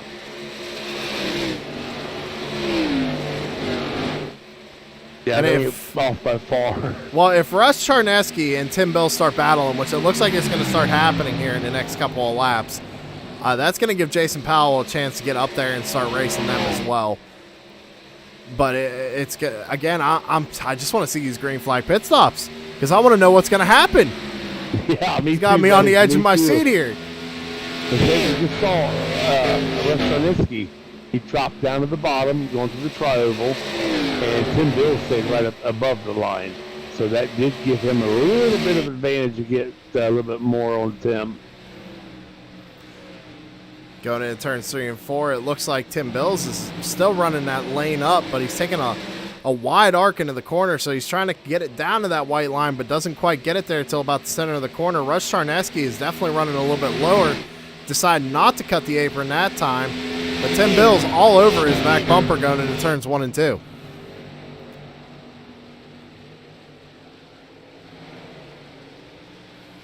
I just seen Dalton Kilroy key up. I thought he was doing something, but he must have just said thanks to, who was that? Bunts behind him? Or That's Justin Boonstra. Boonstra, yeah. So again, Dalton Kilroy running a different strategy and everybody else too, but he's back up to the Mark Arthur in the pits, Terry, as I say that. Strategy call? Not sure. You know what? Well, wait a minute. They've got 20-something. Yeah, it's about fuel time. That it is. It is about fuel time here, so Mark Arthur probably going to take fuel only, I imagine, here on this stop. 12 is down in his pit box. Right side's going up on the 12. Right side's going up on the 12. Mark Arthur's taking tires. Interesting. Bill. Now, is that his last set for the race, you think? I feel like Mark's taking like 9 sets of tires already. I almost think he's got actually another set. That's what I'm thinking. I think he tried to push stages 1 and 2 as hard, as long as he could and still have all 4 of those sets left. But he's the first to bring everybody down pit road, so that's going to have to bring your race leader. As Jason Powell's in pit road right now, Terry. And with them short pitting like that, that's going to force Tim Bills and Russ Charneski to make pit stops because they only took fuel that last run. But as I say that, we go back up to the lead. Tim Bills did get around Russ Charneski. I'm watching Jason Powell come down into his pit box. Jumping over. Tires. Right side up. Down. Left's up. Tires on. Tim Bills still has All not the come way. down pit road. But remember, back when he got that penalty, he came down and topped off, so he can go a couple more laps than these other guys can. And right now, coming to lap 150, he's going to be showing about 23 laps since his last pit stop at lap 123. Well, the boss all over the back end of Tim Bills right now. I know that's not for position, but that is for to get a lap back. And you know Tex, he's going to fight as hard as he can. I know I would. Can't blame him there trying to stay on the lead lap. You're going to fight as hard as you can. And the boss, Tex Perry, doing a good job of trying to hold back the 37 of Tim Bills. Tim Bills going to slot back behind the 85, says, I don't want to race you anymore. You're making me burn my stuff up. Stay on them. Doug Thompson just come down. I'll stay on him. See what he does here coming down pit lane. The SRX. Russ Charneski is also in the pits. Second place runner right now, Terry. He's in the pits. I'll jump on it. Back. Tim Bills still out on track. Doug Thompson left side tires only. Interesting call for the 13. Right side goes up on the number 20. So number 20 deciding to take tires as our leader, Tim Bills, is in pit road right now, which once he catches up, that should hand the race lead over to Dalton Kilroy unless he decides to come in here in the next lap or so as well. I haven't heard Dalton call his pit yet, so Dalton's staying out on track right now. He's going to go ahead and lead this time by. So that's going to cycle around and give Dalton the lead until he has to pit. But Tim Bill's on pit road. Russ Charneski did take tires. Tim Bills is also on pit road taking tires right now. Justin Boonstra is in pit road right now as well.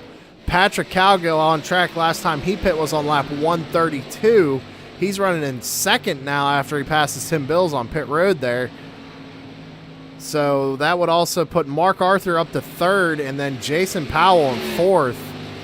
But I think once this cycles out, Dalton Kilroy is going to have to make a pit stop here. And Patrick Cowgill, he pit on lap 132. He's going to be having to pit here shortly as well. Yeah, I am watching Doug Thompson now since he only took all I saw that left side go up. He is using like crazy. I mean, it's an interesting call, Terry. I mean, he had to have taken only two tires, like you said, because he had a 9-second pit stop, almost 10-second pit stop. So right. Fuel and left sides only for the 13. Interesting strategy call, but maybe trying to save a set of right sides for whatever reason, something we don't know. That's the only thing I can think of. But Dalton Kilroy, still out on track, has decided not to pit, maybe hoping for a caution, to trap some of these guys, a little bit further back. But Tim Bills and Russ Charneski are on the lead lap right now. As I say that, here comes the 41 down pit road.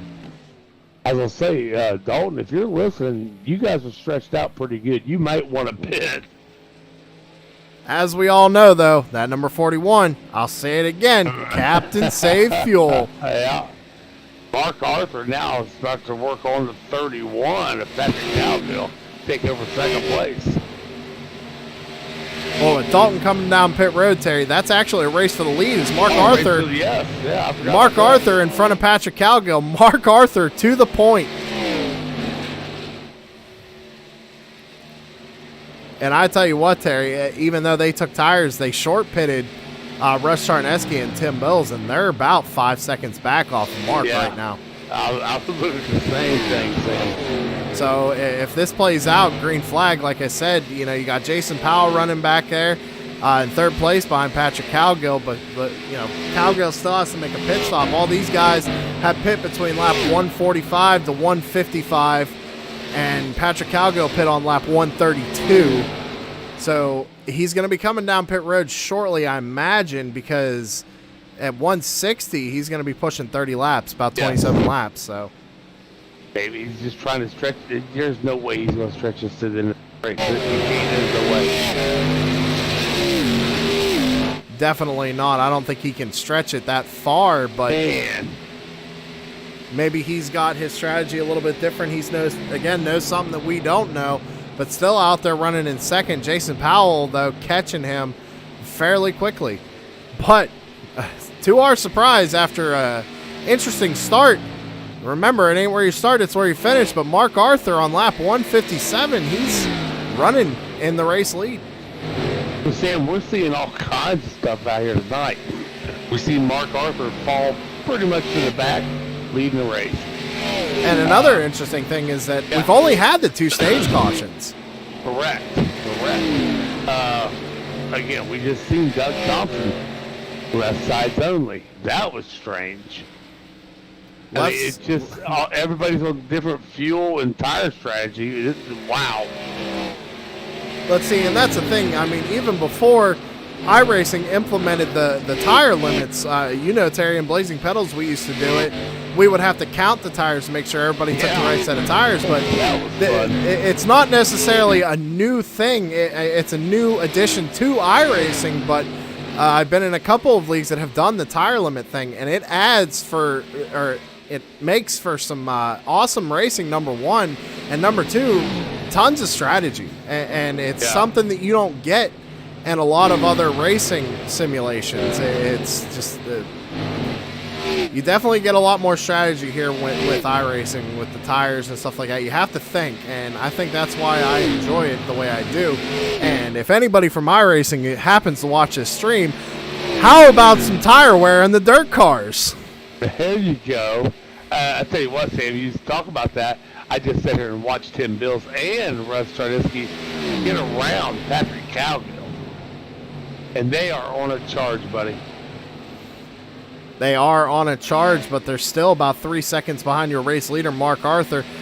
Definitely gaining, but they're only running about 3/10 quicker than your race leader. Jason Powell is actually running a little bit quicker than your race leader as he's working on the lap car of Nick Okier. But Jason Powell up to second place, Terry. Oh. Well, he's still got another car to win this race. And where's my guy at? Running in fifth. Yeah, he just got past that guy. Yeah.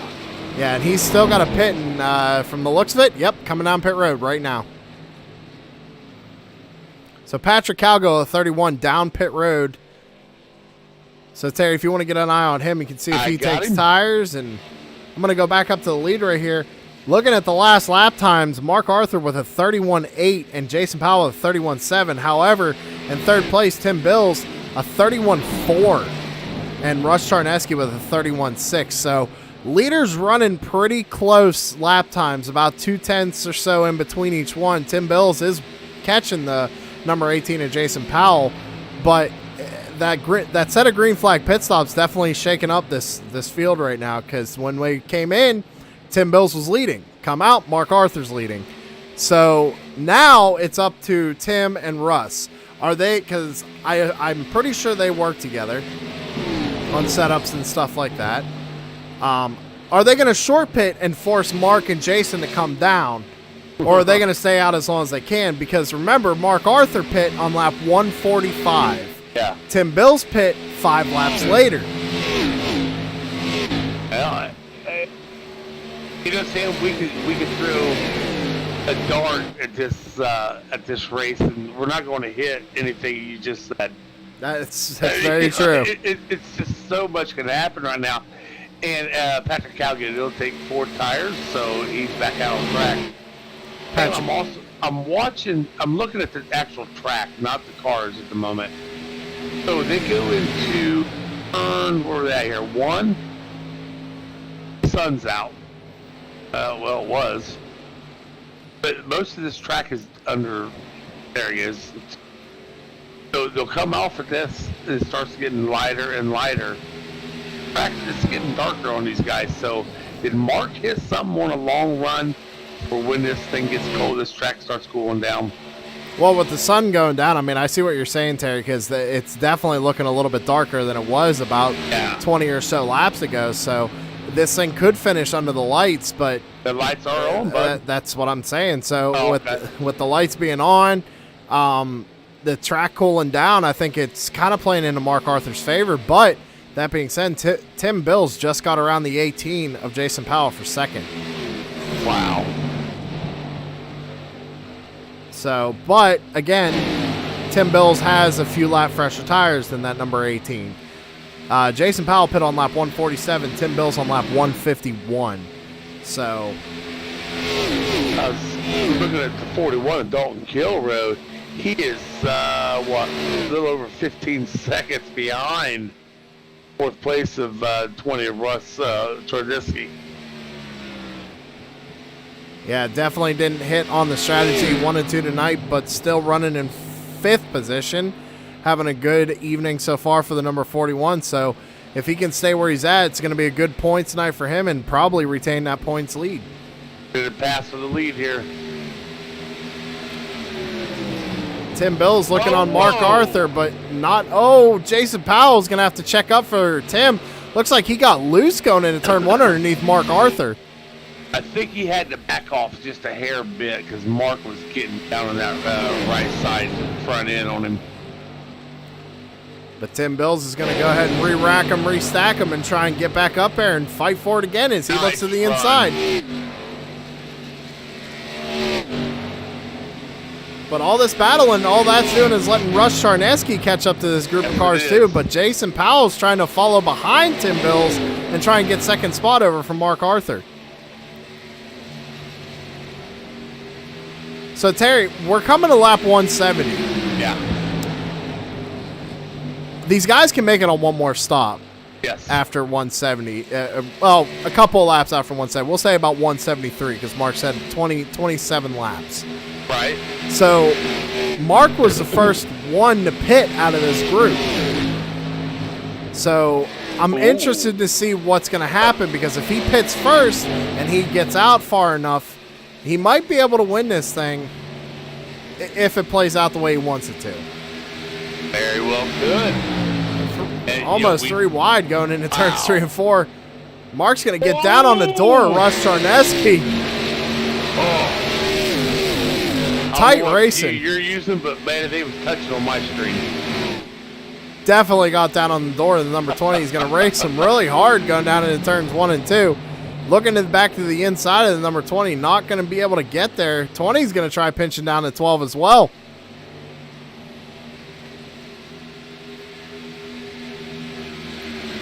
Man.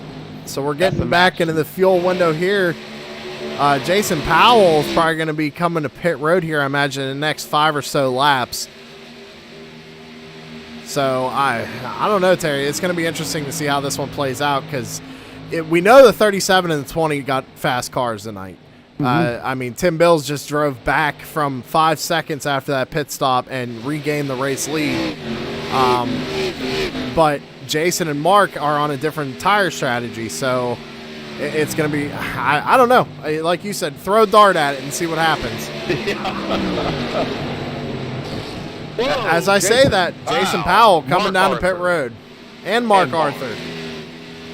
I want to watch Mark. I want to see if he bought another set somewhere. Maybe he's got 5. Yeah, that number 12 team sneaking 1 extra set of tires into the racetrack this evening. Maybe he went down to Tipton's pit and said, hey, I'll take a set. So 18's in his pit box. Mark Arthur gets into his pit box. Right sides go up on the 18. Right side's up on the 12.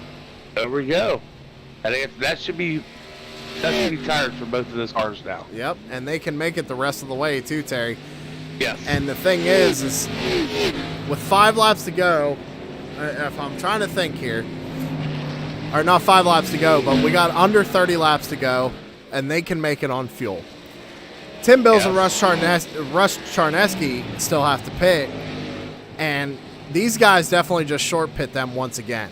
And it looks like if I'm correct, Jason Powell will come out with the race lead. So there you go. So what they did there is they had to force those leaders back into pit road. Yes. To try and get something out of this. We got 26 laps to go. Tim Bills is on pit road, but Russ Charneski decided to stay out. Again, Terry, I don't know what's going to happen. So we got 25 laps left in this race. That's only because I'm looking at Tim Bill's car. He's on 175. You know they can do the fuel, 25, 27 laps. Bam, I want to throw something at you. White checkered. Green, white, checkered. It's going to be...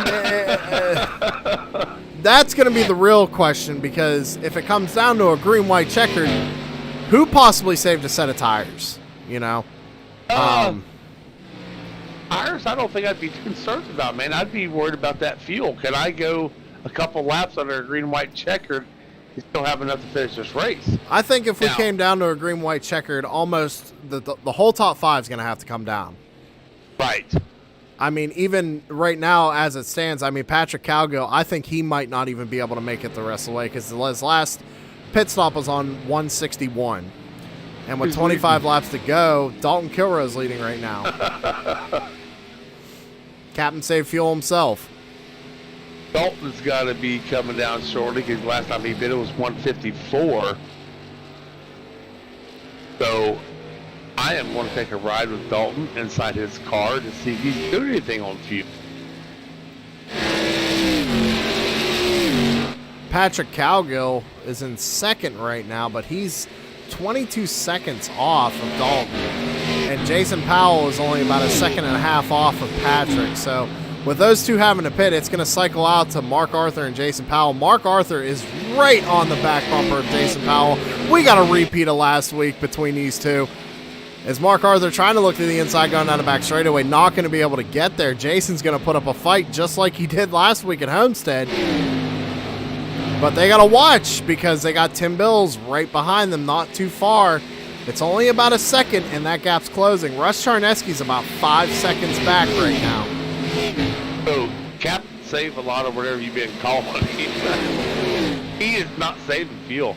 He's on that thing. He's got a red line in every time he can. Pass right there between Mark Arthur and Jason Powell. Mark got him going into 1 and 2, but they're coming up on the lap traffic here. Or not lap traffic, but Patrick Cowgill. And then Mark's going to pass Patrick, no problem, but definitely coming up on lap traffic at Boonstra.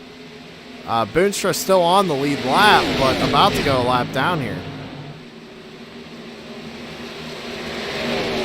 So Dalton still has to pit. Mark Arthur is pit. Jason Powell's pit. Tim Bills is pit. Russ Charneski's pit. Top 4 that we've been watching all night have come down pit road. They can make it the last 20 laps.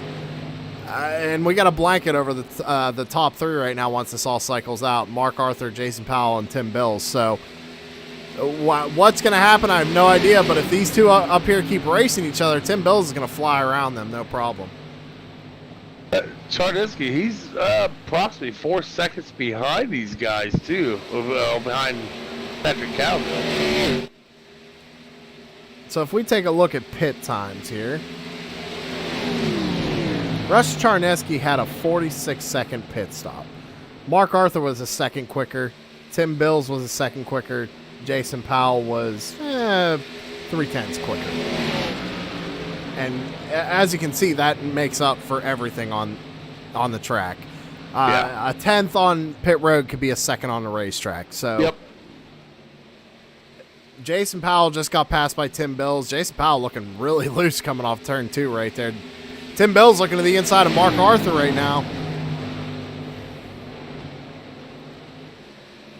Mark Arthur's not going to give up without a fight, though. We know that as we saw him race Charneski. Oh, almost a little contact going to the tri-oval there. But Tim Bills gets around him. Oh, my goodness. Mark Arthur almost getting into the back of Tim Bills. I think Bills had to back off. I think that's why Mark got up onto him so fast. Yeah, I think Tim tried to sling it down in the corner and just got in a little too hot, had to check up, which made Mark Arthur have to check up, and that's going to let Tim Bills pull away. Our leader is pitting. Dalton Kilrow coming down pit road. I'll stay on Dalton. Got the car shut off or ran out of gas, one of the two. Bud's coming in also. Oh! That's not, I don't know if that's going to bring out a caution or not, but the boss, Tex Perry, just got into the back of Tom Miles. Tom Miles keeps it going. No caution. Wow. And you know Dalton Kilrow heard that and mine started sweating. I mean, if we go back to that, let me see if I can get a replay on that. Can't seem to find it. I know it's up here somewhere, but I caught it right at the last second, Terry. The boss getting into the back of Tom Miles there, and he got into him pretty good.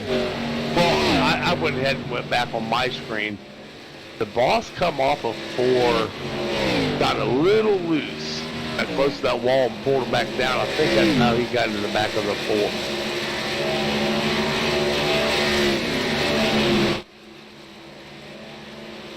Why? There we go. I'm going to go ahead and keep an eye on 4 and 85 here, because the 4 is actually getting back past the 85. Not sure if Tex deciding to kind of slow down and let him have the spot back, but it wouldn't have mattered anyway because Tom Miles is lapped down more than Tex is. So that pit stop of Dalton Kilrow, fuel only. Interesting call. Yeah, very. But maybe he's out of tires though too.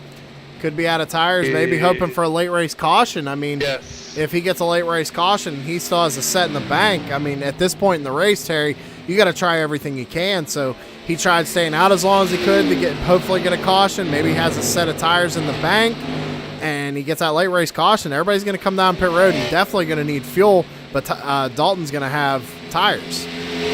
Sam, I'm watching Dalton's times. He is 20 seconds behind Patrick Cowgill, and he just keeps losing time. Well, Patrick Calgill also took tires. Yeah. Well, Patrick, according to my timing and scoring, he still has yet to pit. Because his last pit stop was on 161. And, I mean, he's going to have to come down and get tires again. Pretty soon. That's my guy. I want to... Yeah, he's got to be coming down soon. We got a pass for P3 here. Jason Powell losing it to Russ Charneski. But Powell trying not to give it up that easy. He's still right on the back bumper, but it looks like Jason's struggling a little bit here once the lights came on. He's real loose, it looks like, through the center of the corner.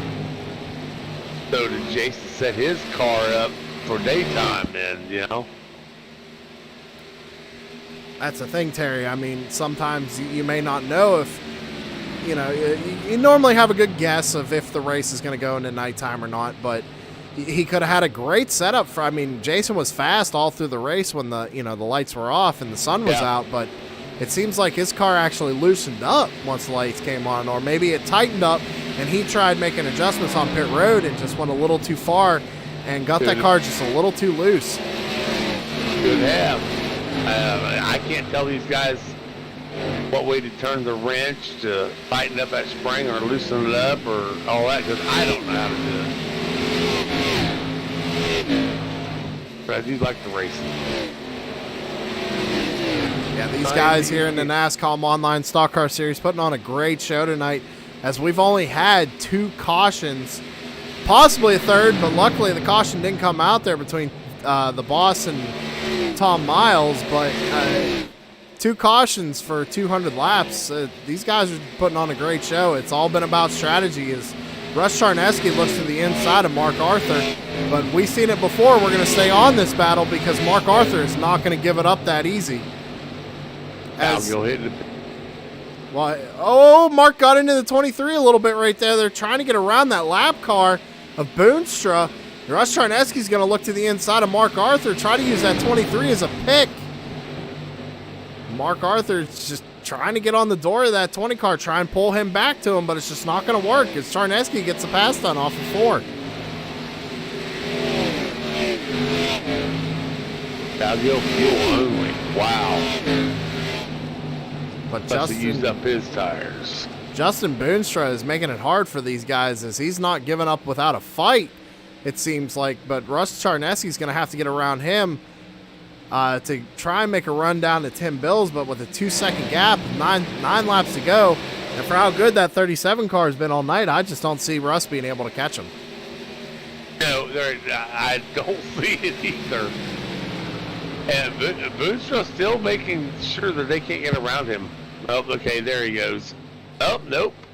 He just gets that run on the high side, Terry. I mean, the 20 car's having a real hard time trying to get around him. Boonstra not giving up without a fight. I know there might be people out there saying, well, why don't you just give it up? Well, points are points, man. And these guys are good enough. They can work their way around him when they have to. Yeah, it's basically Boonstra saying, I'm not going to lay over for you guys, but, you know, you make your bed, you got to sleep in it, because when it comes down to it, if he's racing for position next time, these guys aren't going to let him by either. Correct. They come up on lap traffic of the 85, Tex Perry. And Russ Charneski is going to go around him with ease. So we go back to look at Mark Arthur. Mark Arthur still not able to get to the back of Justin Boonstra. But he's going to probably catch Tex Perry. It looks like the damage on that front end of the 85 really hurting him. But Jason Powell back there in 4th. Looks like he has, if I'm not mistaken, it looks like he has a little bit of right side damage too, but might be affecting that car. But back up to the race lead, Tim Bills almost actually grazing the wall coming off turn 4. But coming to the line this time, it'll be 5 laps to go for the 37. And Mark Arthur, I don't believe he's catching up to Charneski. Nope.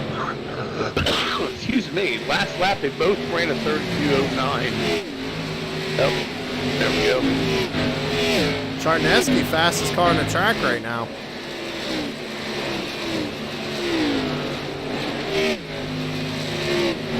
Yeah, I'm impressed with that 23 of Boonstra. He's still hanging on back there behind that 20. But he's got about 9 seconds to Dalton Kilrow. As Dalton Kilrow is going into turn 1, Justin Boonstra is crossing the line right now. So he's got a long way to go if he wants to get a top 5. I don't see that happening. But Boonstra on fresher tires than Dalton Kilrow, so anything's possible at this point, as we've seen a lot of random strategies happen tonight. But Tim Bill's definitely starting to walk away from it. Russ Charneski trying to get around the lap car of Doug Thompson. He's going to get around him with ease, but we're coming to 3 laps to go here, Terry. Yeah. Like Grumpy's trying to back here play with the 12 car a little bit. James Butts is 4 laps down, showing in 11th place right now.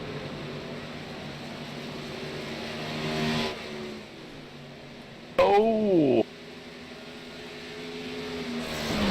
So Sam, you and I have heard Mark talk. Mark just let him go. I think Mark might be letting him go. There he goes.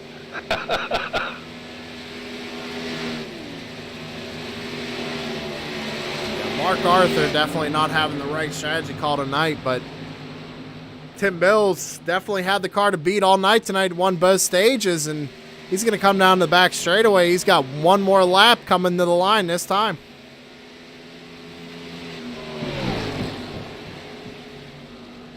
Like I said, with a 2.5 second lead over Russ Charneski and a 4.5 second lead over Mark Arthur, it looks like it's going to be a breeze for Tim Bills as he takes a white flag. Yep. One more time around here at Las Vegas for the Gambling Man 200. 4 turns, man. He's got this baby won. I think, honestly, right about now, he can just take it easy. Doesn't have to push the car too hard. He's got 2.5 seconds to Russ Charneski. Down the back straightaway for the final time into turns 3 and 4. Just going to coast it to the line. Off turn 4 for the final time. The number 37 of Tim Bills, your race winner for the Gambling Man 200.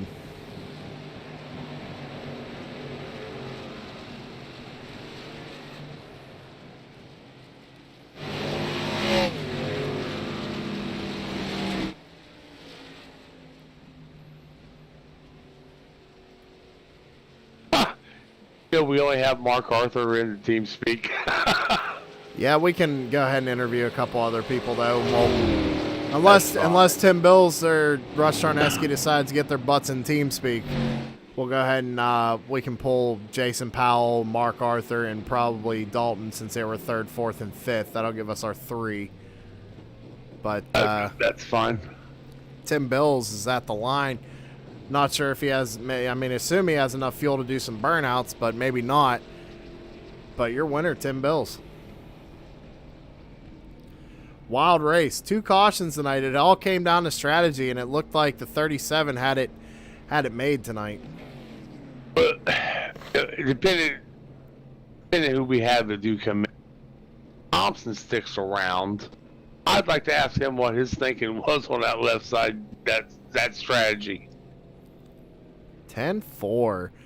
Well, I tell you what, we'll go ahead and give them a minute. We'll run one more commercial break. Stay with us, and we'll get these interviews done. Stay with us, ladies and gentlemen.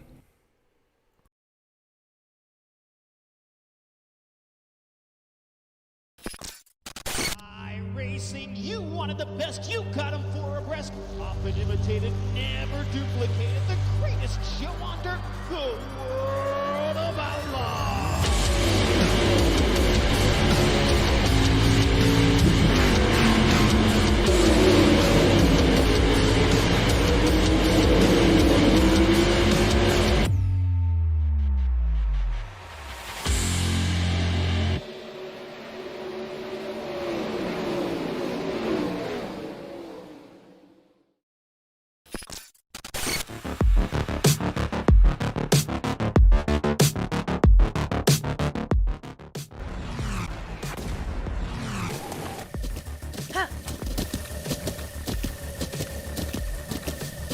With the Butt Kicker Gamer 2, what you see and what you hear is what you feel.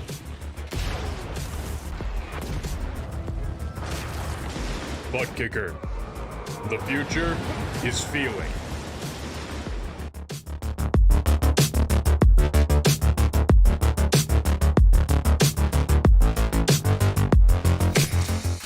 dummy. Oh, yeah, I have Russ. Oh, yeah, I do. We're back. We're back, ladies and gentlemen. We're going to go ahead and get our third place finisher, Mark Arthur, in the booth. Mark Arthur, Sam and Terry in the booth. You got a copy? I do. All right, man. Well, third place finish there. Just walk me through that last set of green flag pit stops, because me and Terry thought you had something there. You had the lead for a little bit. Just walk me through it. Yeah, I was hoping I could short bid them and get out enough. I was hoping they would run theirs out of fuel both times, but I guess when I short bid them that first time and I came out like 6 seconds ahead of Tim or something like that, it was pretty far, and I was like, yeah, I might be able to stay in front of him and short bid him again, and if he runs his tank empty, that'll be even more, and he might not be able to catch me. So, but it didn't work. He realized what I was doing and pit with me the second time, and they were on rails, Yeah, they definitely had great setups tonight. I mean, they were out leading most of the race, but me and Terry were up here talking most of the night, and once we saw you out in the lead, we talked to you during that stage break. We figured that maybe you would have worked on the car and had something for these guys. So, still third place finish. It's a pretty good finish. Your best finish so far this season was second. Not sure exactly where we go next week. I'm going to have to, let me see if I can't pull that up real quick and ask you how you feel about that. Give me 1 second here. So next week we're going to Atlanta. And I know you ran Atlanta today. How do you feel about Atlanta next week? Atlanta's hit or miss, so I don't know. The set wasn't that great. But if Tim and them keep bringing back what they keep bringing, I don't know what they've found in the car, but he definitely found something at the end of last season, and it looks like it's still there this season. So I don't know, unless I find that or whatever he's got under there. It's going to be tough to beat him if he keeps bringing cars like that. Well, all right, man. Anybody you want to shout out tonight? Thank your team. I do want to announce, and Nick knows, and some other people knows already. We brought Butt Kicker in for sponsor now for our, Outcast Motorsport or Autosports, and I want to thank Butt Kicker. Thank Michael Falk. Racing Designs always. He puts some nice paint schemes on our cars, and all the team in Outcast, and you and Terry up in the booth, of course. I thought I had something for him, but with this junk car, it was really, really loose, and to be able to fix it and finish third, that's pretty good. Well, all right, man. Still a good run, good points tonight for you. We'll let you go ahead and get back with your team. Thanks for talking with us. Thanks, Sam. All right, that was your third place finisher, Mark Arthur, in the number 12. Like you said, Terry, rough night, but he still came out with a third place finish. So good job for him. Can't complain about a podium, man. Absolutely not. So let's see here. You said you were going to take Russ. I'll go ahead and pull him in. Okay. And you got him. Driver of the 20, Russ Charnitsky, Terry got us. Man, you was setting that track on fire tonight, buddy. I mean, we called your name out probably more than anybody tonight. You led some laps. You were on a ton of laps. I ain't got the actual thing in front of me. But walk us through that a little bit. Yeah, well, first off, it's been a while. I haven't run here with you guys in a while, and I've had some major health issues lately that I've been battling, and it was fun to get here. It was more fun to run that caution-free. That was outstanding. A lot of strategy came into play with pitting, when to pit, taking tires, don't take tires. Me and Tim were just kind of winging it throughout the whole race. We didn't have a strategy, but it kind of played in. In the beginning, we noticed we took tires and they didn't, and I was saying to Tim, we're handling so good. If this goes green, it's going to even out, and I think we're going to get him in the end just with the better handling car, and that's exactly what happened. Well, I know this is your first race back. I mean, what you've done tonight, other than getting that win, need these for points. Are we going to see you more now on track some more now, or? Well, it's hit and miss. Unfortunately, I have a double cancer since October. Okay. So it's been a disaster. It's been a life-changing situation, and sure. I'll get around it when I can. Like, I was feeling good tonight, so Tim asked me to run. He gave me a set. I made some changes just so I could feel comfortable with it, and our sets were a little bit different, but it was outstanding. Well, but you and Tim, Your sets was awesome tonight. But anybody on that car you'd like to thank tonight? No, not really. Just Wheeling and Dealing and Tim, and of course you guys for throwing on the broadcast and Tex for running the league, and once again everybody out there tonight. It was a small field, but it was a fun race with the no yellows. Oh, I wish Sam was out there. I think he wanted to be. I miss running against him because he's really tough. Yeah, well, with the stuff we had last year going on with broadcasting and stuff, I wanted to throw my hand at it this season, and Tex needed a broadcaster, so I figured I'd help Tex out and give you guys some sort of broadcast. So if you want to go back and watch it, Russ, it's posted in the Nascom Discord, or you can just search the number 53 TV on YouTube. Okay, yeah, great. That's what I was going to ask you for a link, but I'll search it. Appreciate it. Yep, no problem. And I just wanted to say, Russ, I've heard you had some health issues. I wish you all the best. I hope you get better soon. I'm glad to see you come back and race with us again. Hope to see you more if you can. But other than that, I wish you the best. Yeah, I will appreciate it. Yeah, I just finished my first round of 35 days of chemo and radiation, and I'm 52 years old. It's been a life changer. It sucks, but hopefully I'll freaking beat it. Thank you. Thanks, buddy. Take care. All right, that's the driver, the number 20, Russ Charneski, second place. And Terry, we got one more to have at it, buddy. Got one more here. Let me just go ahead and change one thing. Get locked on to him, Tim Bills, and let me go ahead and pull him down. And we got the driver, the number 37, your race winner, Tim Bills. You got a copy? Yeah, I got you, Sam. Well, man, I mean, tonight was probably all but perfect for you. I mean, especially for the race you had last week with the tire incident you had. It seems like you figured out the tire strategy this week. Just walk me through what was going on. Yeah, this is a lot better. That's what I was just telling Tex. So last week I did not like the tire rule, and this week tire rule was good. It worked out a lot better. It'll be different when we drop back to the 3 sets of tires, but this having the 4 sets, just taking them at the end of the stages kind of helped grow that out, get the lead. You didn't really want to lose too much. I think if you didn't take it, it was going to be close to getting lapped, like when you come back out. So I had to take the tires there then. Well, we noticed there on the one set of green flag pit stops, I mean, this race ran pretty much green flag the whole way aside from the stage cautions. Did you think that anybody had something for you guys? Because we saw Mark Arthur kind of work on his car and get back up towards the front. Jason Powell was running up there too. Did you feel confident you were going to win tonight, or did you feel like you had a little bit of competition? I don't ever feel confident until the race is over. You never know. Somebody can be just saving tires and not showing what they have, because you don't really have to. You can gain, as you can see, when we pitted and stuff, you could still come through the field. So right, you never know. I race it every race like that, just to if I feel like there's something I can do to make it better, I change it to make it better. Well, I tell you what, I know from racing you, with experience and stuff like that you're really good at setting up the car mid-race. I've seen you do it a bunch of times. But that being said, we're going to another challenging track, Atlanta. How do you feel about going into Atlanta next week? Yeah, I guess I'll be at the end of the race next week. No, I think it's kind of another track, another mile and a half. So it ought to be a lot of fun, though. I look forward to every week. All right, man. Well, is there anybody on that number 37 team you want to shout out tonight? Yep, I want to give a shout out to my sponsor, H&H Sign Supply, justforcrafters.com. Yeah, Russell Charneski, glad he got to come and run with us this week, and Tex for putting on the league here. And man, give a shout out to all the guys in the race tonight. Man, we made it through this thing caution free. That's pretty awesome. And thank you guys for broadcasting.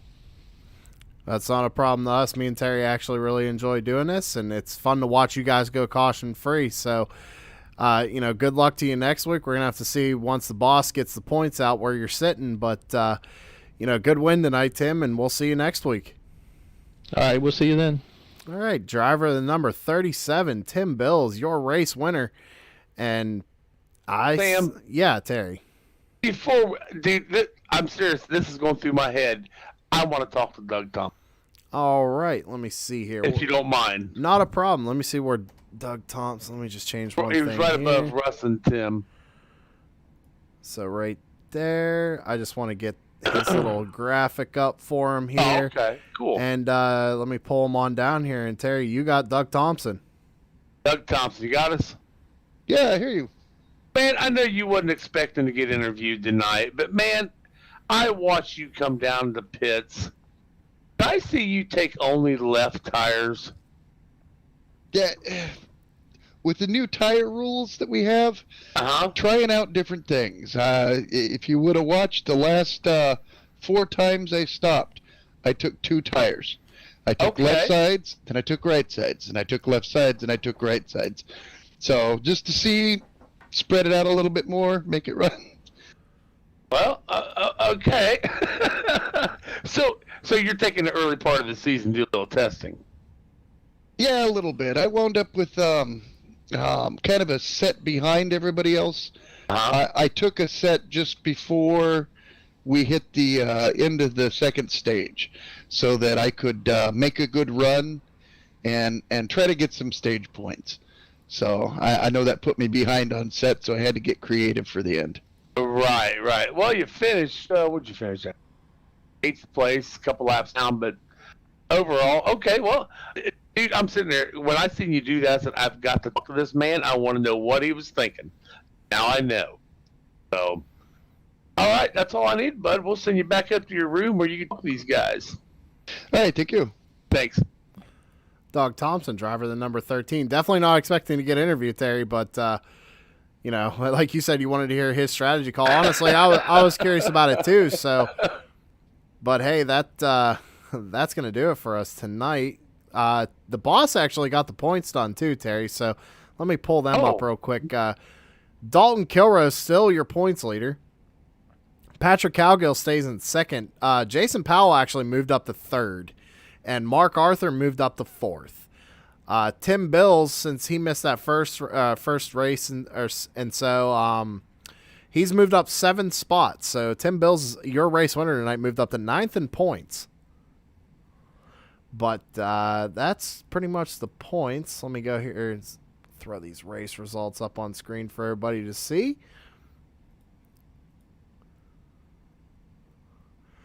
So there you go, ladies and gentlemen. There's your race results for this evening for the Nascom Online Stock Car Series. I'm going to say one more time.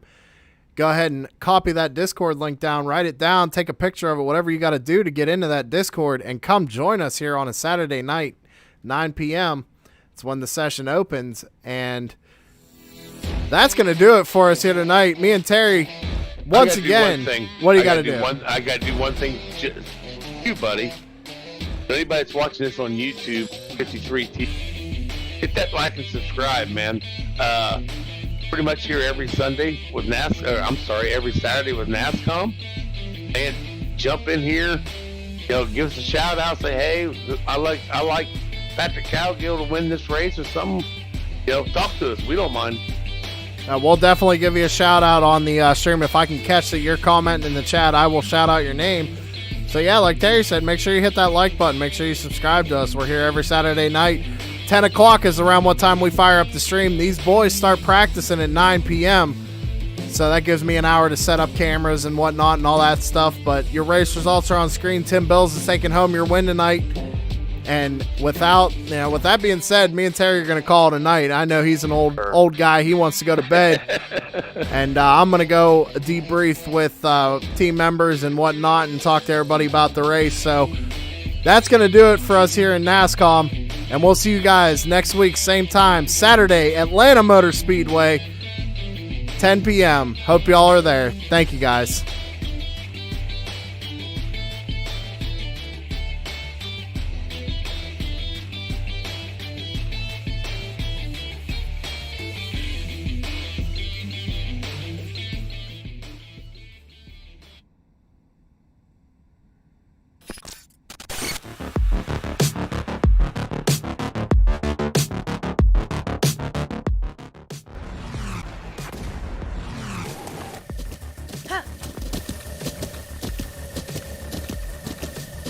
With the Butt Kicker Gamer 2, what you see and what you hear is what you feel.